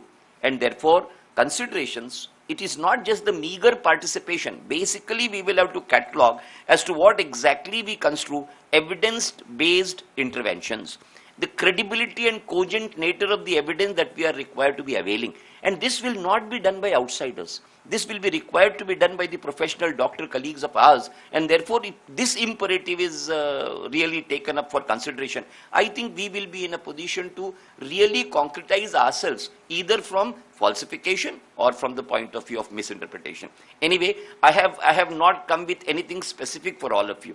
The whole purpose of mine was to be just being a part with your discussions, so that whatever little considerations finally As the chairman of the academic committee of the Medical Council of India, I am required to be carrying. I am absolutely coming with empty hands. I want to get my hands filled up by the learned inputs from all of you taken together, so that at the end of it, we will be in a position to make the entire code of medical ethics in a richer way in regard to its ambit, scope, mandate, and coverage. Thank you. Excellently, sir, Thank you. explained. I think you said beautifully, summarized everything. Now, my perception is what we looking, I teach undergraduates. And what we are looking at it is you compare with what we do, Medical Council of India and General Medical Council. One fundamental difference is when I get enrolled with General Medical Council, they give us quite a few books. Unfortunately, we don't do it, and one of them is end-of-life care, another is medical ethics, which we are due to follow. So probably my request to you as the academic chairperson will be that whenever these kids are, whenever these young doctors are enrolled with the Medical Council of India, we need to have a committee which can go and make these things and be handed over to them, because they are sensitized. Because when it comes from the regulatory body, acceptance is much easier. And when it will be coming from which is a bipartisan body which regulates medical education and medical ethics, it will become easily. And over a period of time, then these practices, what you have said, they become the law. Therefore, when we are looking at it, one part is the incorporation. Ultimately, law is what we expect them, where my legal friends will frame it in that language. So they're just formalizing what we are doing it. So my request will be that it needs to be part of it, so that it becomes easier for like Dr. Mani, Dr. Devetia, who have been spearheading it. And now the other societies coming and joining, being a palliative care neurologist, where the maximum morbidity is there, to improve the things. Because what he said, probably in that case also there was a confusion in terms of delaying, withdrawing the support and all with the euthanasia or passive euthanasia. Because we need to understand what a general public wants, what is their perception, what is their, rather than our language. Thank you. So I think it's excellent that someone from the Medical Council is here to take something. I think the Hippocratic Oath, which is expressed in the Medical Council, and all the sort of things, the general perception of a doctor is, of course, to save lives. And of course, no one is going to disagree with that. But I think in today's day and age, where it is possible to merely postpone death by technology, taking care, aim is not just to save life, but also to prevent unduly prolonged death. And the Code of Ethics, which the Medical Councils has, at that stage when it was said, it included the concept of brain death. But I think today the ambit has to expand it to looking at the dying patient, so that we give good care. Of course, we save lives, but we also give good care to dying patients. And that, again, the mechanism, so even if the Medical Council acknowledges that one of the duties of a doctor is to give good care to the dying patient, and that doesn't just necessarily mean technological care, but just good palliative care and comfort care is also an ethical practice.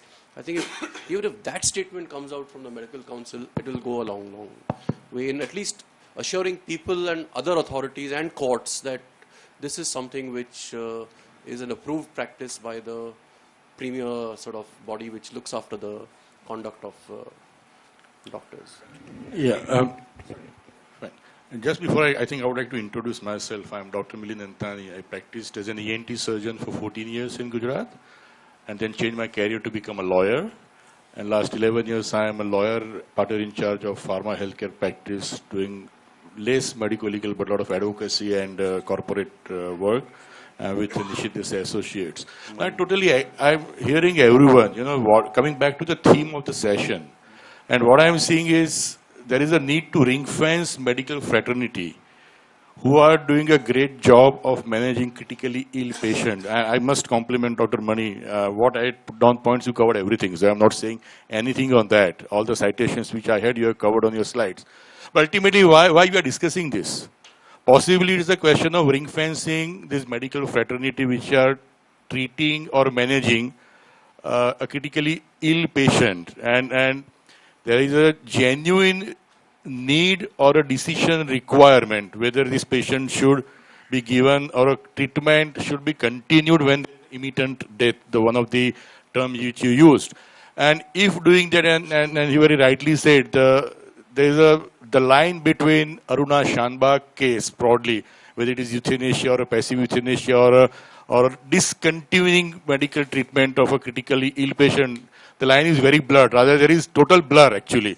If doing that, you may pounce upon that judgment and may held liable for creating active euthanasia because, and unfortunately, there are no definitions in law. And I totally agree with his second last slide that only solution I see, and ultimately, believe it or not, there is a fear of law. It is unfortunate, but it is a fact, which I have realized after becoming a lawyer for more 11 years. So only point which I see is a strong advocacy required, where I saw one slide and the last slide, and that can happen when a relatively strong body comes into picture, which is, of course, for doctors, I think it is Medical Council of India, number one. Having amendment is a nightmare in India. With the present situation, amending a law will not happen. There are 11 health bills, you know more than me, pending in Parliament. One was to happen in monsoon session. Most important bill on amended drugs and cosmetic act is in limbo.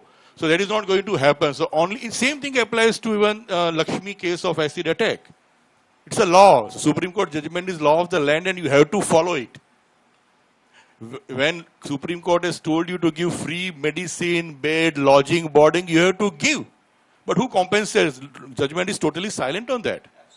So only thing you can do review petition, you can do appeal, that is not going to take care because review petition goes to the same bench.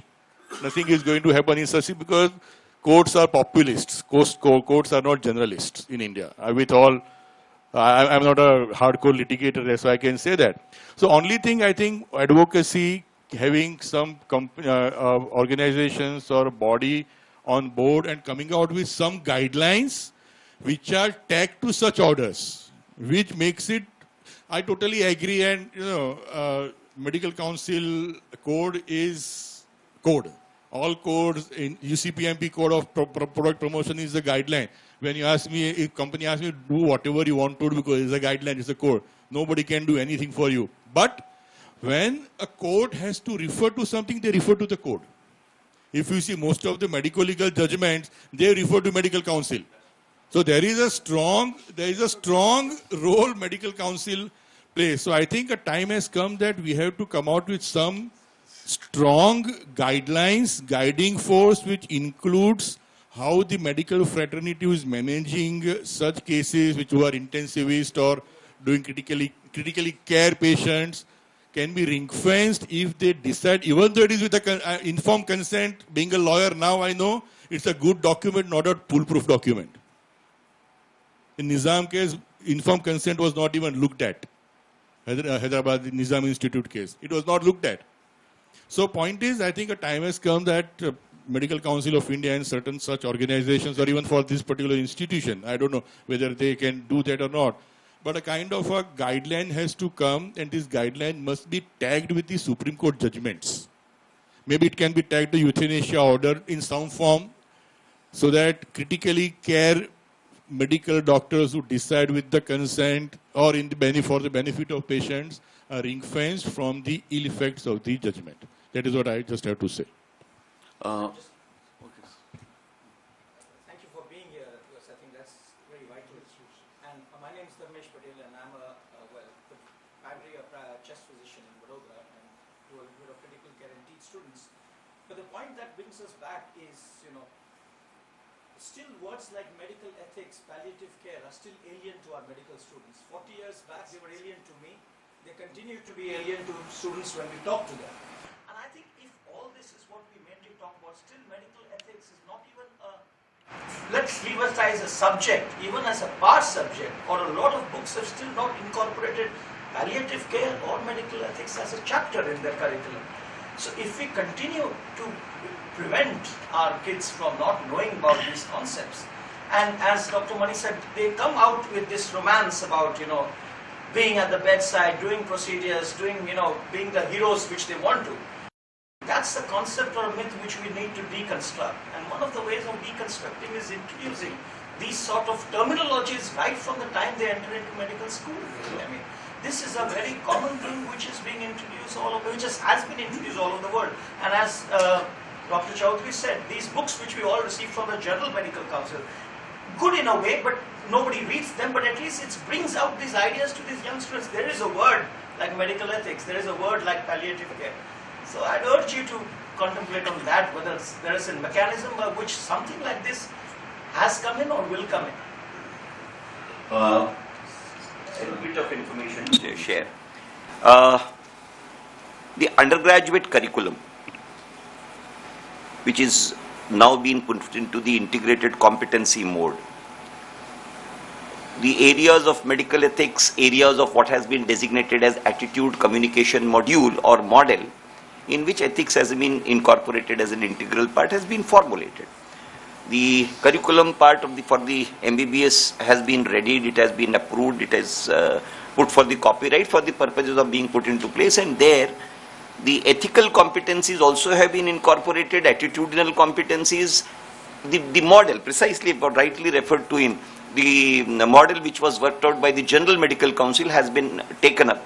The expert group has worked on it, and the curriculum which is in likely to be implemented.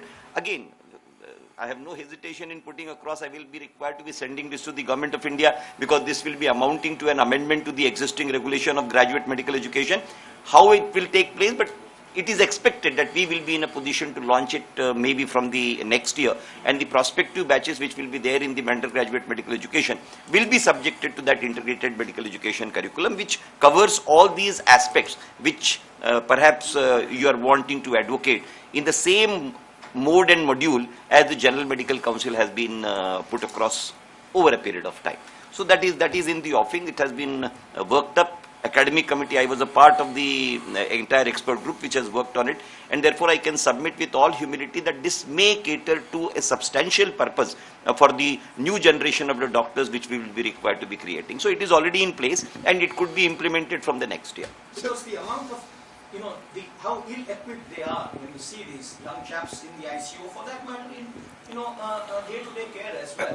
And the absence of putting them in a spot right from their education days, or giving them live cases, or giving them examples on how would you deal with this, is never there. As a result of which they come out, and when they find themselves in situations, they are very ill-equipped.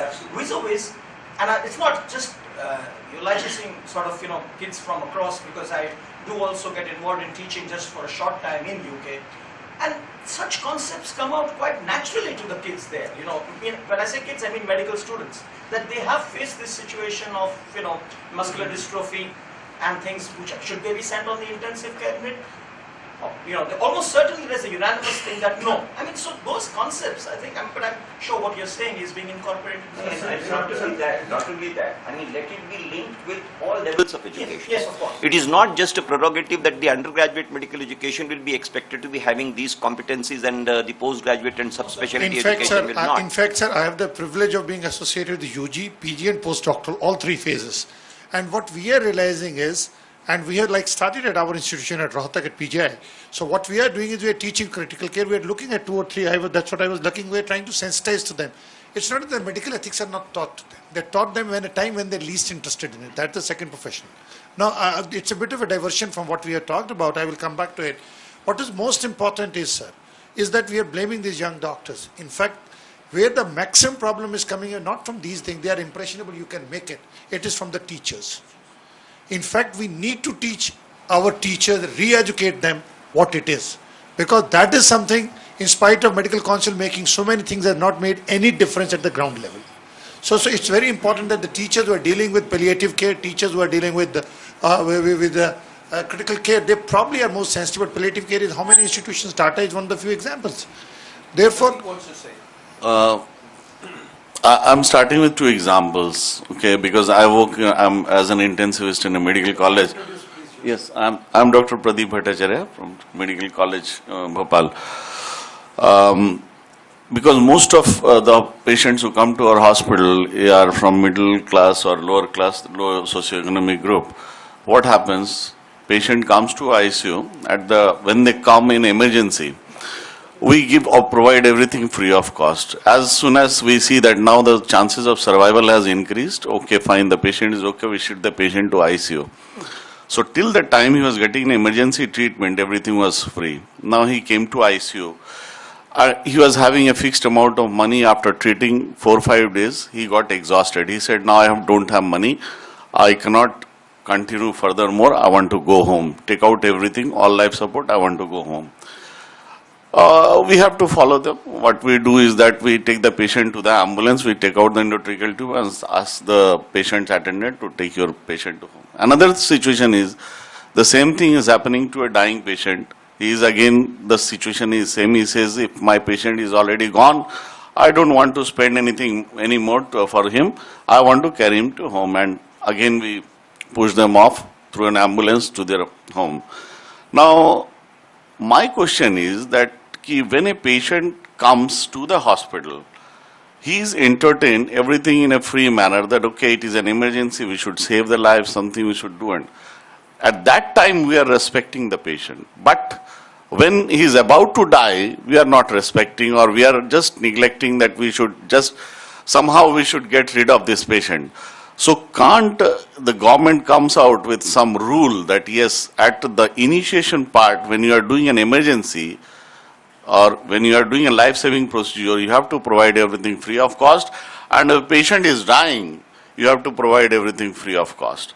So then, the things will be balanced, obviously, because many things comes into place, because patient's attendant, they feel that whether should I continue with investing or not. Doctors feel that, oh, it's a burden to it is a headache, he is occupied an extra bed in ICU. The administration feels that, oh, unnecessarily you are not taking a salvageable patient and keeping a dying patient in the ICU. Lots of problems, these kind of problems comes to while managing such kind of situations. So what I feel that if some kind of laws are made that when a patient comes to emergency, if everything is provided free, and when the patient is dying, about to die, we know that this patient is going to die. Once he has been declared by few of the consultants that non-salvageable, he should be put in a different kind of ward and he should be provided everything free of cost. I think most of the problems are solved. No, there is a... Actually, in my... yeah. Dr. Anil Kumar from Ministry. Yeah, actually, I'll give you another example to... I'm Dr. Anil Kumar. I'm Chief Medical Officer in the Ministry of Health, Government of India. And I am looking after the two acts. One is Transplant Act and the Clinical Establishment Act. And also I am part of the Euthanasia Recommendation Committee from the ministry side. On the Law Commission report, we have given some recommendation that I'll also share with you. Actually, the example that you're saying, the government should be bearing the expenses or of a dying patient, or like, I give you one example, Priya Ranjan Das Munshi, like, who suffered from this some neurological cerebrovascular accident, and he is there in the Apollo hospital till now, and he has not been, the treatment has not been withdrawn till date. And the huge amount of expenses which the government is bearing on. So if we take care of, if you say that we have to take care of the right of a dying, government has to bear, if every case becomes like that, and perhaps how the government will be able to... No. On the other hand, I tell you, see, there is one CGHS patient who is my own hospital. He was in ICU, in our ICU for 5 months. He has got all the 3 vessels of his brain blocked. He was one of the very supreme kind of Inspector General in Bhopal. He is there in my hospital for 2 years. And CGHS has paid 50 lakhs out of that patient. The government is spending or not?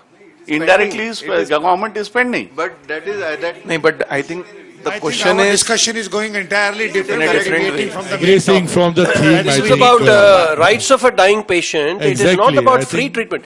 let's go back to The the thing is, theme. because you will be infringing the rights of people who are giving the service also. They also have a right to be compensated. the correct policy that you are trying to salvage somebody who is not salvageable. Not salvageable. Like, Spending 50 lakhs. You are I spending think 50 CJ should lakhs not be for looking one- for such patients.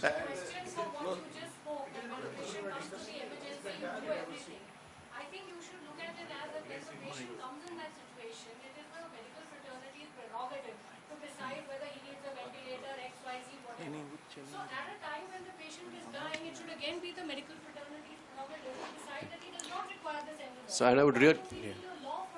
I would really like you to continue, but I just want to say that just because a patient can pay, or CGHS or whoever pays, we are not a banya shop. That you want ventilation for 2 years, we give you ventilation for 2 years. You want, I mean, if in your opinion this is not a salvageable situation, you go to an oncosurgeon, you cannot tell him you must do surgery.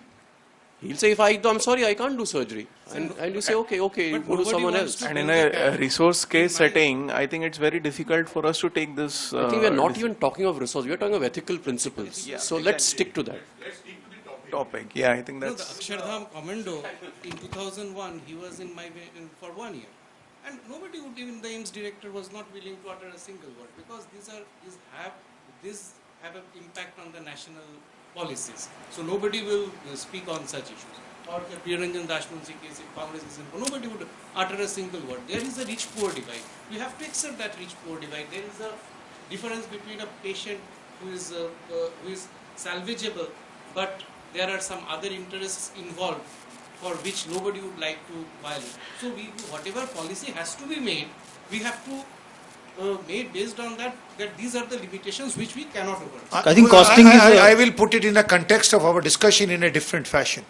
Can we, like in countries like here, end of life care or withdrawing of a life care, is it related to the monetary status or not? Now that becomes then an issue which we need to look at it, because I think that becomes, yeah, that is there. So what we are talking today. You see, Dhruv, I want to just say one thing, See, we are here together here to define what are the ethical principles which should govern us. You were saying rich-poor divide should be accepted. I mean, this is not ethics. You see, the medical ethics, I'm sorry to say, one of the, medical, we are not well grounded in ethics at all. As so many people have said, firstly, the undergraduate education doesn't include ethics. And we, in a position of opinion making, we ourselves are not well grounded. One of the most important things is social justice. Our preamble of the Constitution itself says justice and equality. And we go against it and say it's okay. This is, since we have had no discussion on ethics, that's why a Priyaranjan Dashmunsi and somebody who is spending 50 lakhs, I was myself party to, Mr. Maran, the National Exchequer spent 20 crores. Something? Not spent by the government, spent by you and me. We are squandering our wealth and we are not improving our ethics. And we don't want to even address these issues. This is very strange. Going beyond, I must tell you one more thing, sir. I just want to comment one thing on Dr. Mishra's statement. So in Macaulay's times, the paternalistic attitude was the prevailing attitude. But we have evolved since then a lot. Now even the most paternalistic of countries, in France, for instance, the state pays for everybody, right? There is no private sector at all. Even there, paternalistic decisions from doctors are frowned upon, and it is now gone. It was tolerated up to a point. Now the current guidelines, here we got a COPRA Act, which suggests that there is, apart from a doctor-patient relationship, the consumer and the relationship of a consumer. Now the point is, we have to evolve. There is too terse, too limited. Our medical code of ethics of MCI has to be updated. I think it is behind times by at least 25-30 years. For example, there is only one section on euthanasia. Now, we all talk, what do you mean by Euthanasia Act? We don't want euthanasia. We are talking about withdrawal, withholding. Even our 196 bill is about medical treatment of the dying, terminally ill patient. It doesn't talk about euthanasia. So let us get the monkey off the back. For heaven's sake, we are not talking about euthanasia. We are talking about medical ethics and what we should base it on. Certainly, many of our actions and deeds proclaim that we are not grounded on ethics at all. We are grounded on certain exigencies.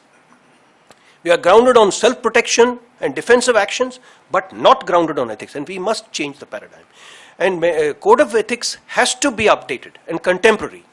And we will help you. The current, the medical community should sit with MCI and have a fuller. Have you seen GMC code of ethics? It is perhaps 25 times larger than our slim volume. Okay? And this was 50 years ago they made it, and they are still updating. You got a nice guideline which is updated every 2-3 years. What are we doing? We have not updated. I don't know when we updated last. There has to be a doctor-patient relationship code of ethics once again. Autonomy, beneficence, non-maleficence, social justice. And social justice, Why should we not talk about it? Is somebody squandering the country of 20 crores and another person doesn't even have basic access to healthcare? It's scandalous actually. And we can't justify it by any means.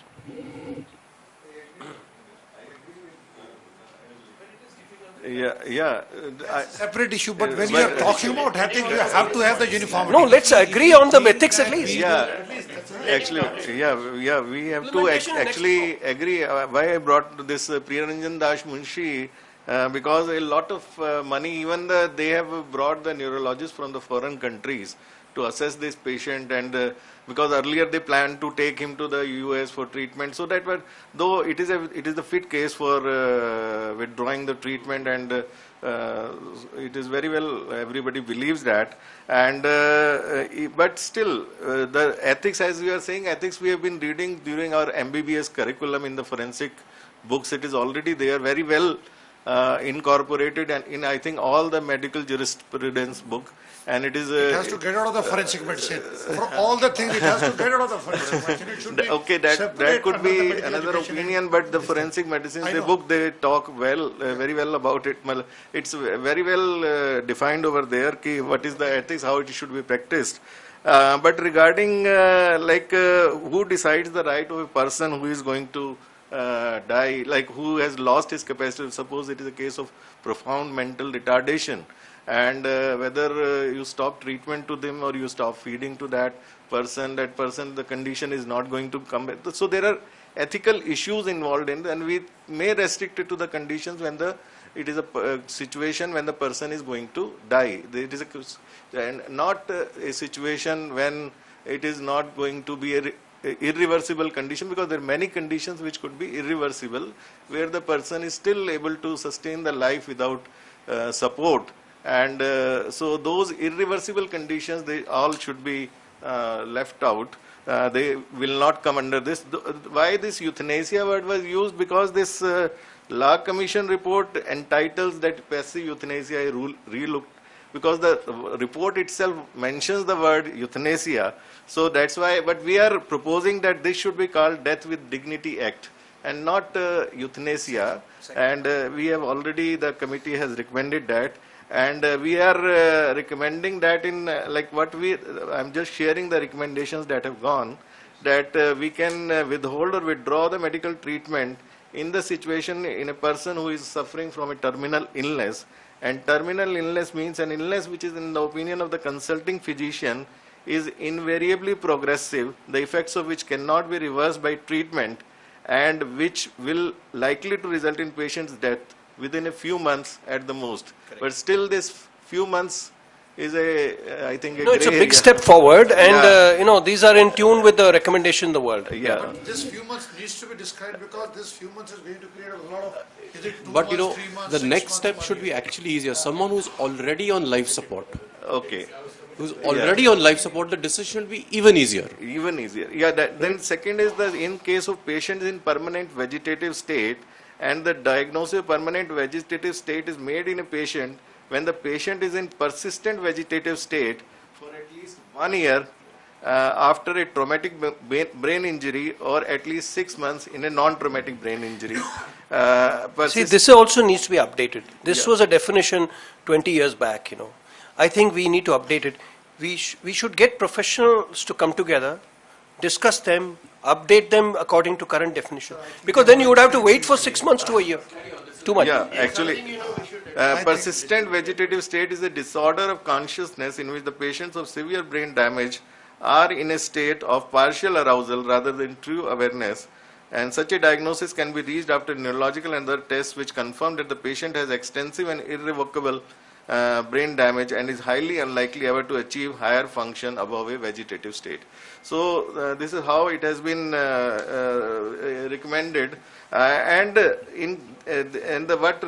recommendation is that earlier even this brain stem death, they also intended to include in this, but that has been now, because already the transplant law says that it is a committee of 4 persons who decide that the brain stem death has taken place, and so that is legally accepted as death. And so that has been removed from this already.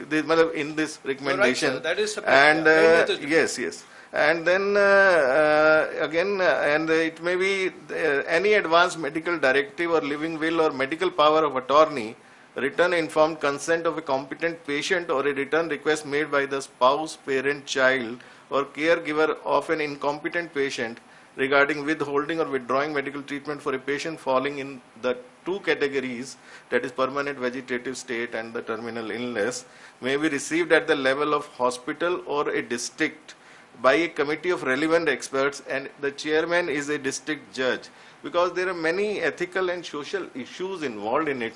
So the committee was of the view that a district judge should be heading this committee, and the recommendation of this committee should be forwarded to the High Court for approval rather than application being made to the High Court directly. So this was the recommendation that has gone.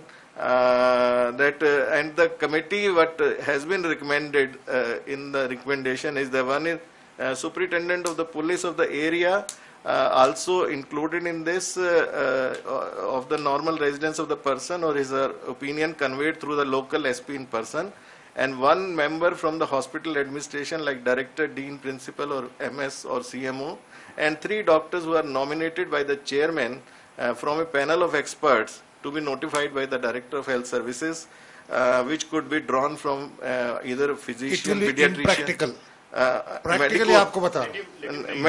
medico-social worker, and the member secretary will be district CMO or a civil surgeon. So it is a district level committee headed by a district level judge. This is the recommendation which has gone, but it is just a recommendation. See, one thing is a big step forward, because our 196 report says advance will is not allowed. At least a step forward, but it's made it unnecessarily extremely complicated. If you look at the advance will statutes of rest of the world, they say this doesn't need legal approval. Because don't you write advance will anyway, to have these 5 or 7 people itself, it will be a nightmare. District session judge, superintendent, police. Then you look at a hospital administrator, 3 experts. Now I put a committee, 1 expert from, let's say I'm at Rohtak, 1 expert from Chandigarh, 1 from this thing. They will take a time to travel. Now this may be all right as far as the issues which you have raised aware, vegetative state, permanent, which are already there. But when person is in intensive care, it's practically impractical. No, you are right, but we do not, because currently, like in one case where the decision has been given by the court, still a lot of hue and cry is there, and is our country ready for doing it so fast? Sir, in a month, many a times it happens that in a month we have 4 cases. Do you think that 4 times they will come and they will do? It is a district level committee. It is not a national committee. It is not a national Dr. committee, Anil Kumar, you have to realize how... whether our country is ready or not, people are dying. We must realize people are dying there. So is the country ready for spending of crores and lakhs of rupees in a futile treatment? We have to ask for that. So I think country is ready. Sir, there are 640 districts in the country, so there will be 640 committees of this kind, and so it is not just one national committee which is going to decide. No. I understand your point very clearly. Let's say in Haryana there are 21 districts, all right. Now each district magistrate there, he says कि आज साहब ने meeting में बुला लिया, आप चक्कर काटते रहो, you will not be able to get it done. Same is to it. Therefore, practically point I'm saying, it's a step forward, but it's 2 steps backwards in a sense. You have realized the problem.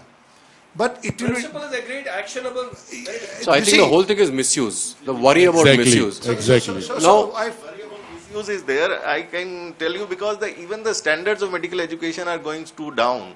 I have to. Let us not go to education again, please. Let's not get into that. Again, already. That's why ethics have to kick in. That's why ethics have to kick in. Let me just take one. You see, the standards of the parliament are not also very high. Let me be very clear about it. So we don't get into that.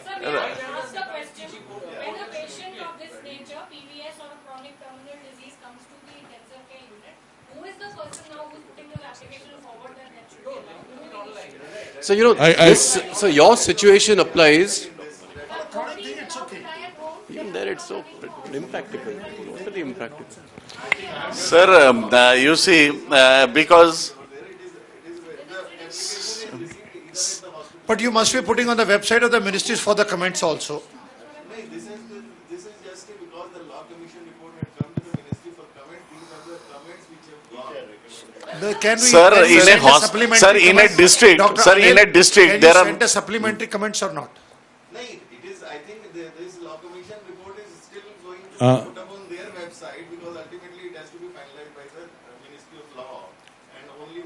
See, what I am saying is, if we So submit this- to you, can you send a supplementary report looking at the specific conditions of intensive care or in emergency medicine? What you are talking Sir, about? one the thing, conditions. my suggestion is that because it is in a district, there will not be less than 40, 50 hospitals, and every hospital has got these kinds of burden. Yes. So what I understand, either superintendent, either district judge, either commissioner, either if you do it like this, one of them they can come and then local authority, that's all. If you say Actually, for a decision It's by very a committee. unfortunate. Sir, just It's very unfortunate. adding to You are having a faith in a superintendent of a police, but not a person at the civil surgeon would have been made the competent with the person concerned of it with 2 or 3. There was no need to put into Civil it. surgeon is the member secretary. Civil surgeon is a member and secretary. he We has know to how things call- they work in the district. Sir, I think maybe just taking what Dr. Bhattacharya said. And every committee doesn't have, it just has to meet the quorum of the committee and it doesn't have that all the members need to be present to take a decision.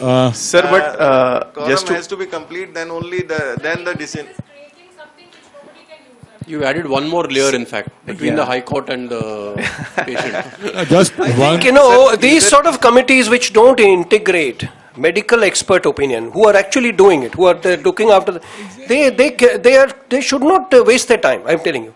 Because the 3 things have to come together. Legal opinion, medical opinion, and public opinion. Absolutely. Right? Here there is no medical opinion. And whose opinion is being integrated? And once you make this, it should be put on the public domain and we should be able to comment. There are 3 doctors, sir. There are 3 doctors. Are they of description who deal with dying patients? Yes. I'm reading out the description. These could be from these specialities: physician, pediatrician, cardiology, surgeon, anesthetist, neurology, and forensic medicine. So unfortunately, all of this is completely biased and mired in 50 years back.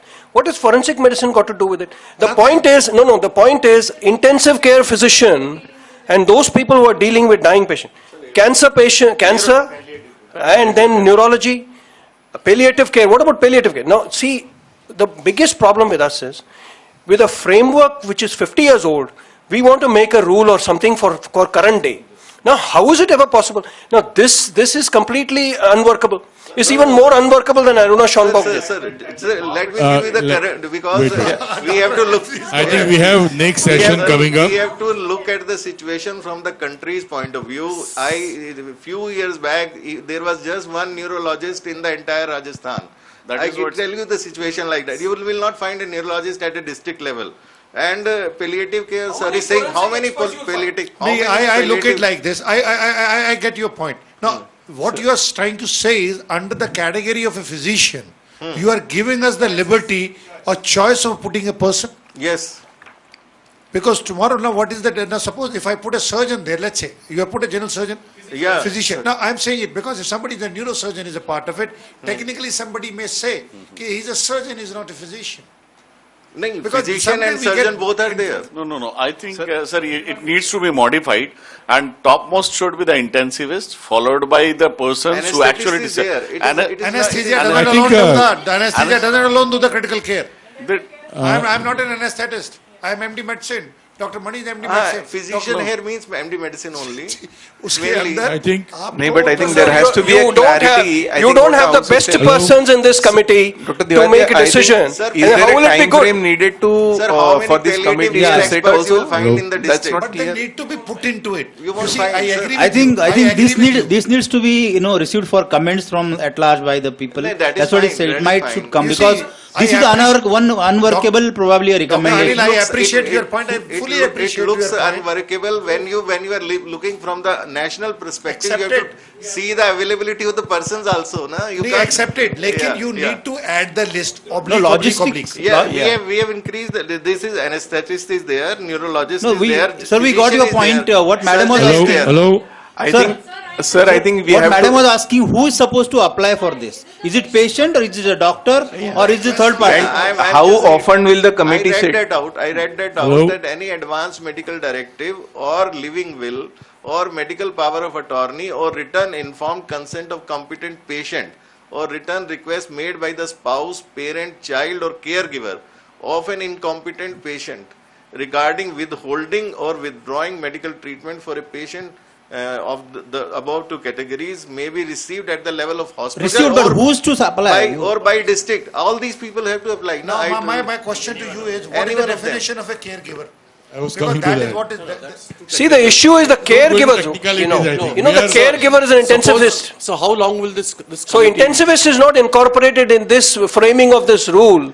See, when withdrawing is applicable only when you deal with I an agree with intensivist. what Dr. Diwakar think, is. This committee which we drafted this was full of intensivists. So then they have to be Can I- checked out. Wait, If they are full of intensivists. excuse me.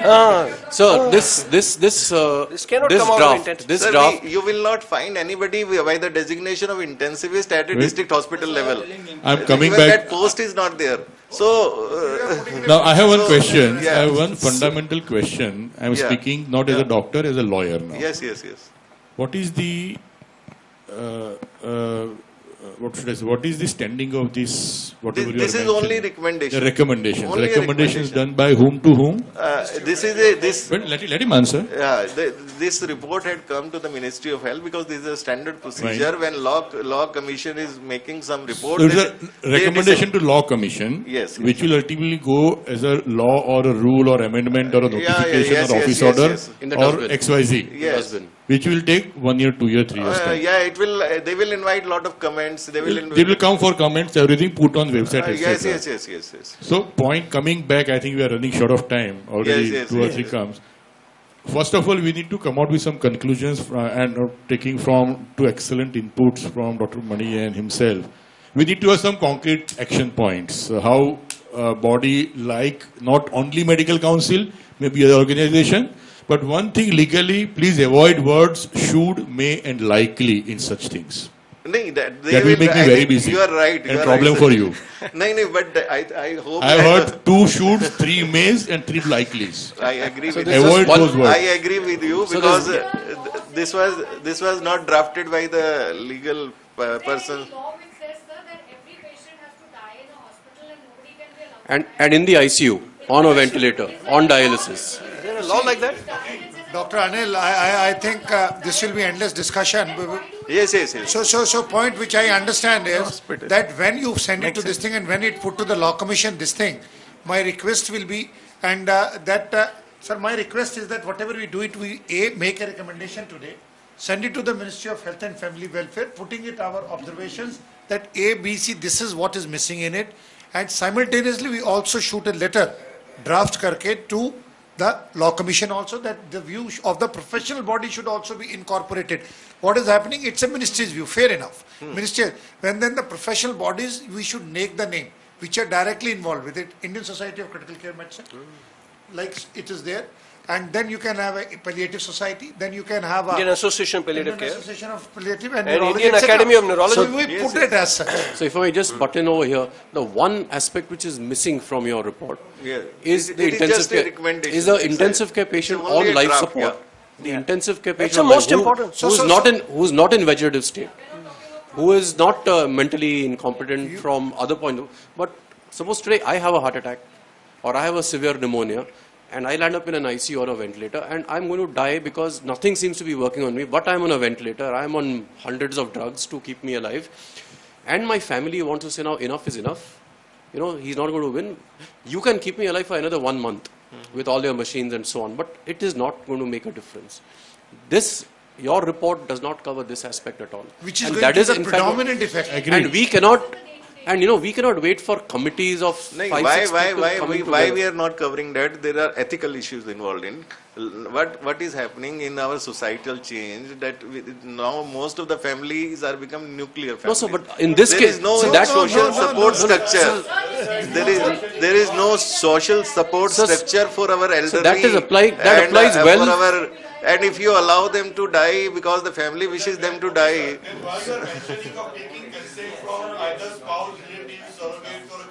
This is in these situations.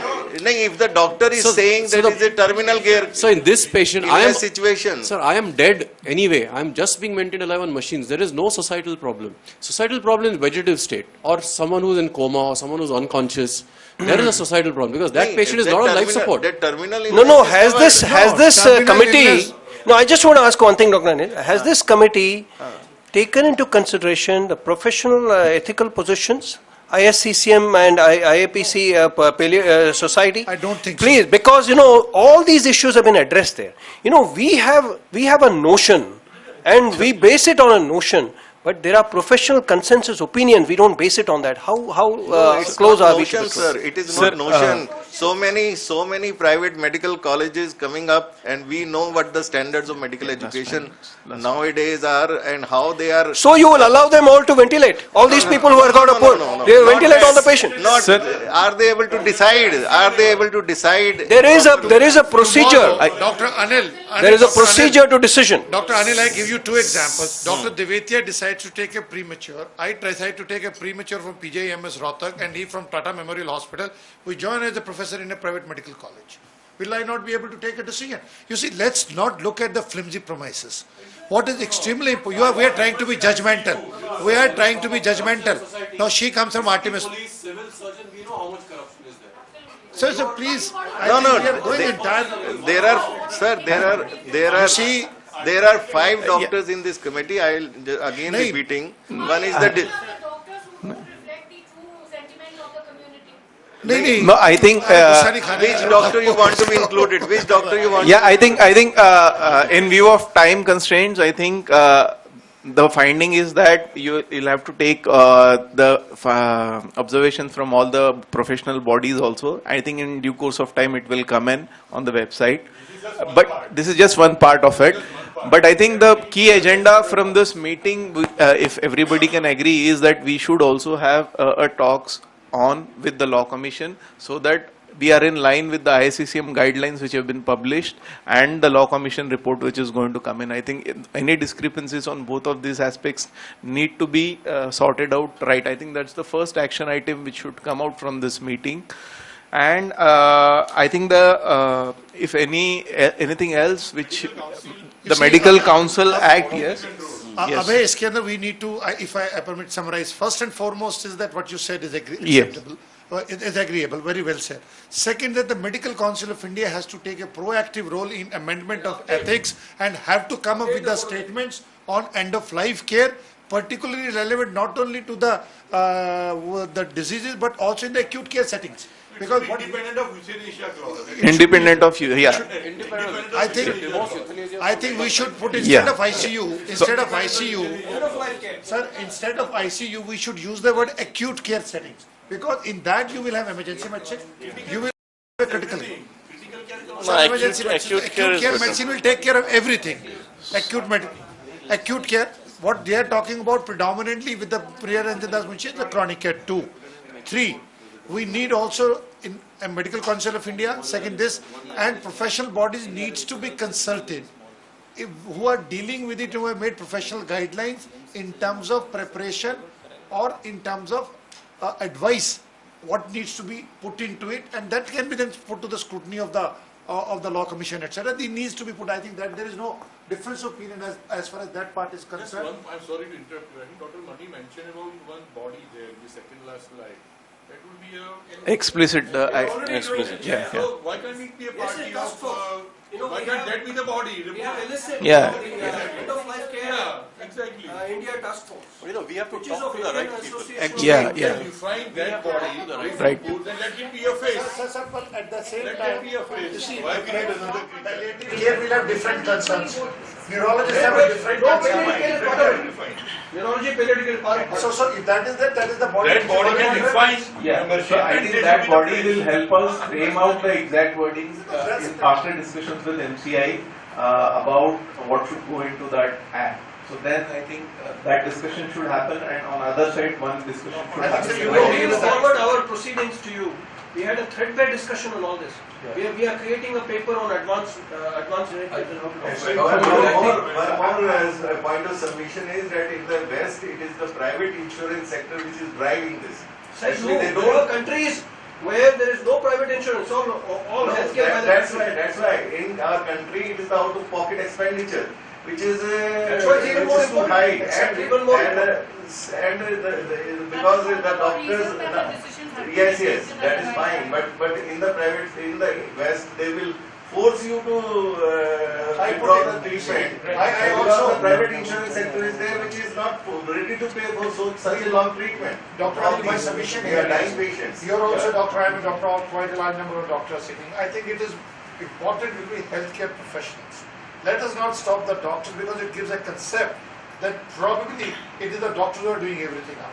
Therefore, in order to have the faith back, it's important to use the word healthcare professional involved in the management of these patients. In fact, there is a very good terminology called HSP globally, which is called healthcare service provider. You see, it is very important. I think, Dr. Mani, if I may it's say, very important. Otherwise, everybody think that all our professional bodies, we make the mistake as we discuss among ourselves. And we are all reasonably convinced we are preaching to the converted. I think what we have to do is we have to go to advocacy and not advocacy. We have to convince our skeptics. We have to convince people who are who are antagonistic, but who are yet non-believers. Yet to buy into it. Yes. See, we have to engage. We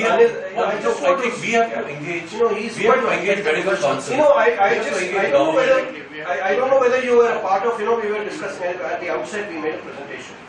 See, the point is, only one half of the story is being told to the public. And we think that is where the story ends. We think there is a misuse potential, right? By letting people withdraw or withhold.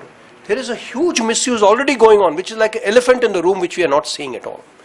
Where it is over too much, where it is disproportionate, where it is futile, because all of the people are gaining, except the patient and the family, which may get destroyed in this process.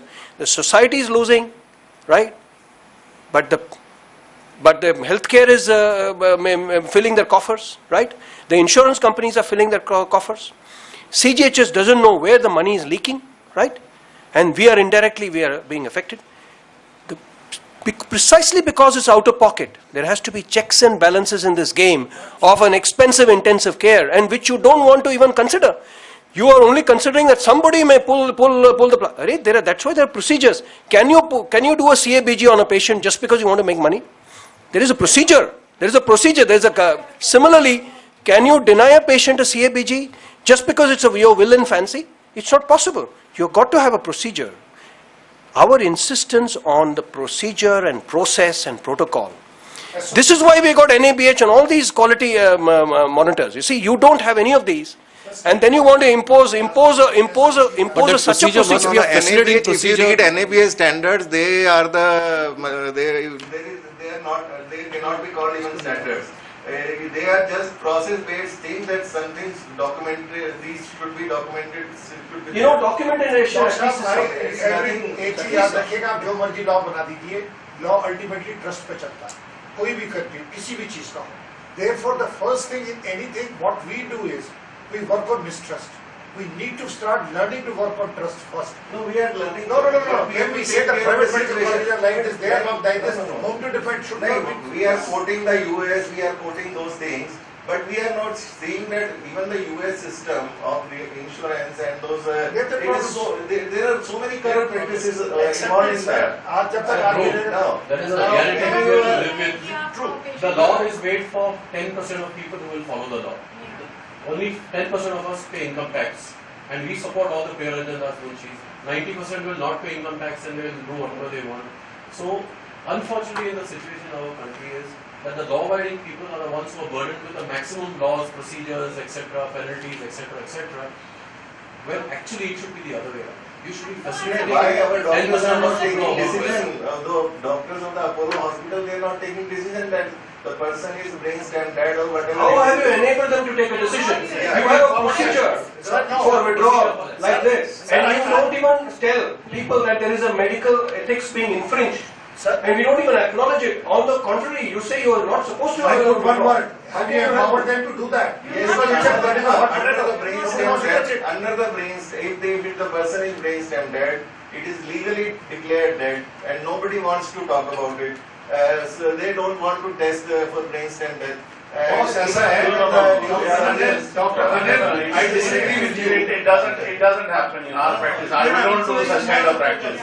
I'm very sorry to say, in my hospital, these kind of practice are not done. 90% won't do it. 100% these kind of practice are not done. We always try to do justice with the patient, patient's attendant, and everybody attendant. But if you have seen such kind of incidences from some corporate hospitals or money makers, I'm sorry, because Not bracket corporate hospital and money maker. I strongly See, object these to prejudices are entrenched. You know, he thinks a corporate hospital. If it is a free hospital, there is no. It's not like that. You know, let's talk about. I cite you a government order in Tamil Nadu which says that brainstem death declaration is mandatory for all government hospitals.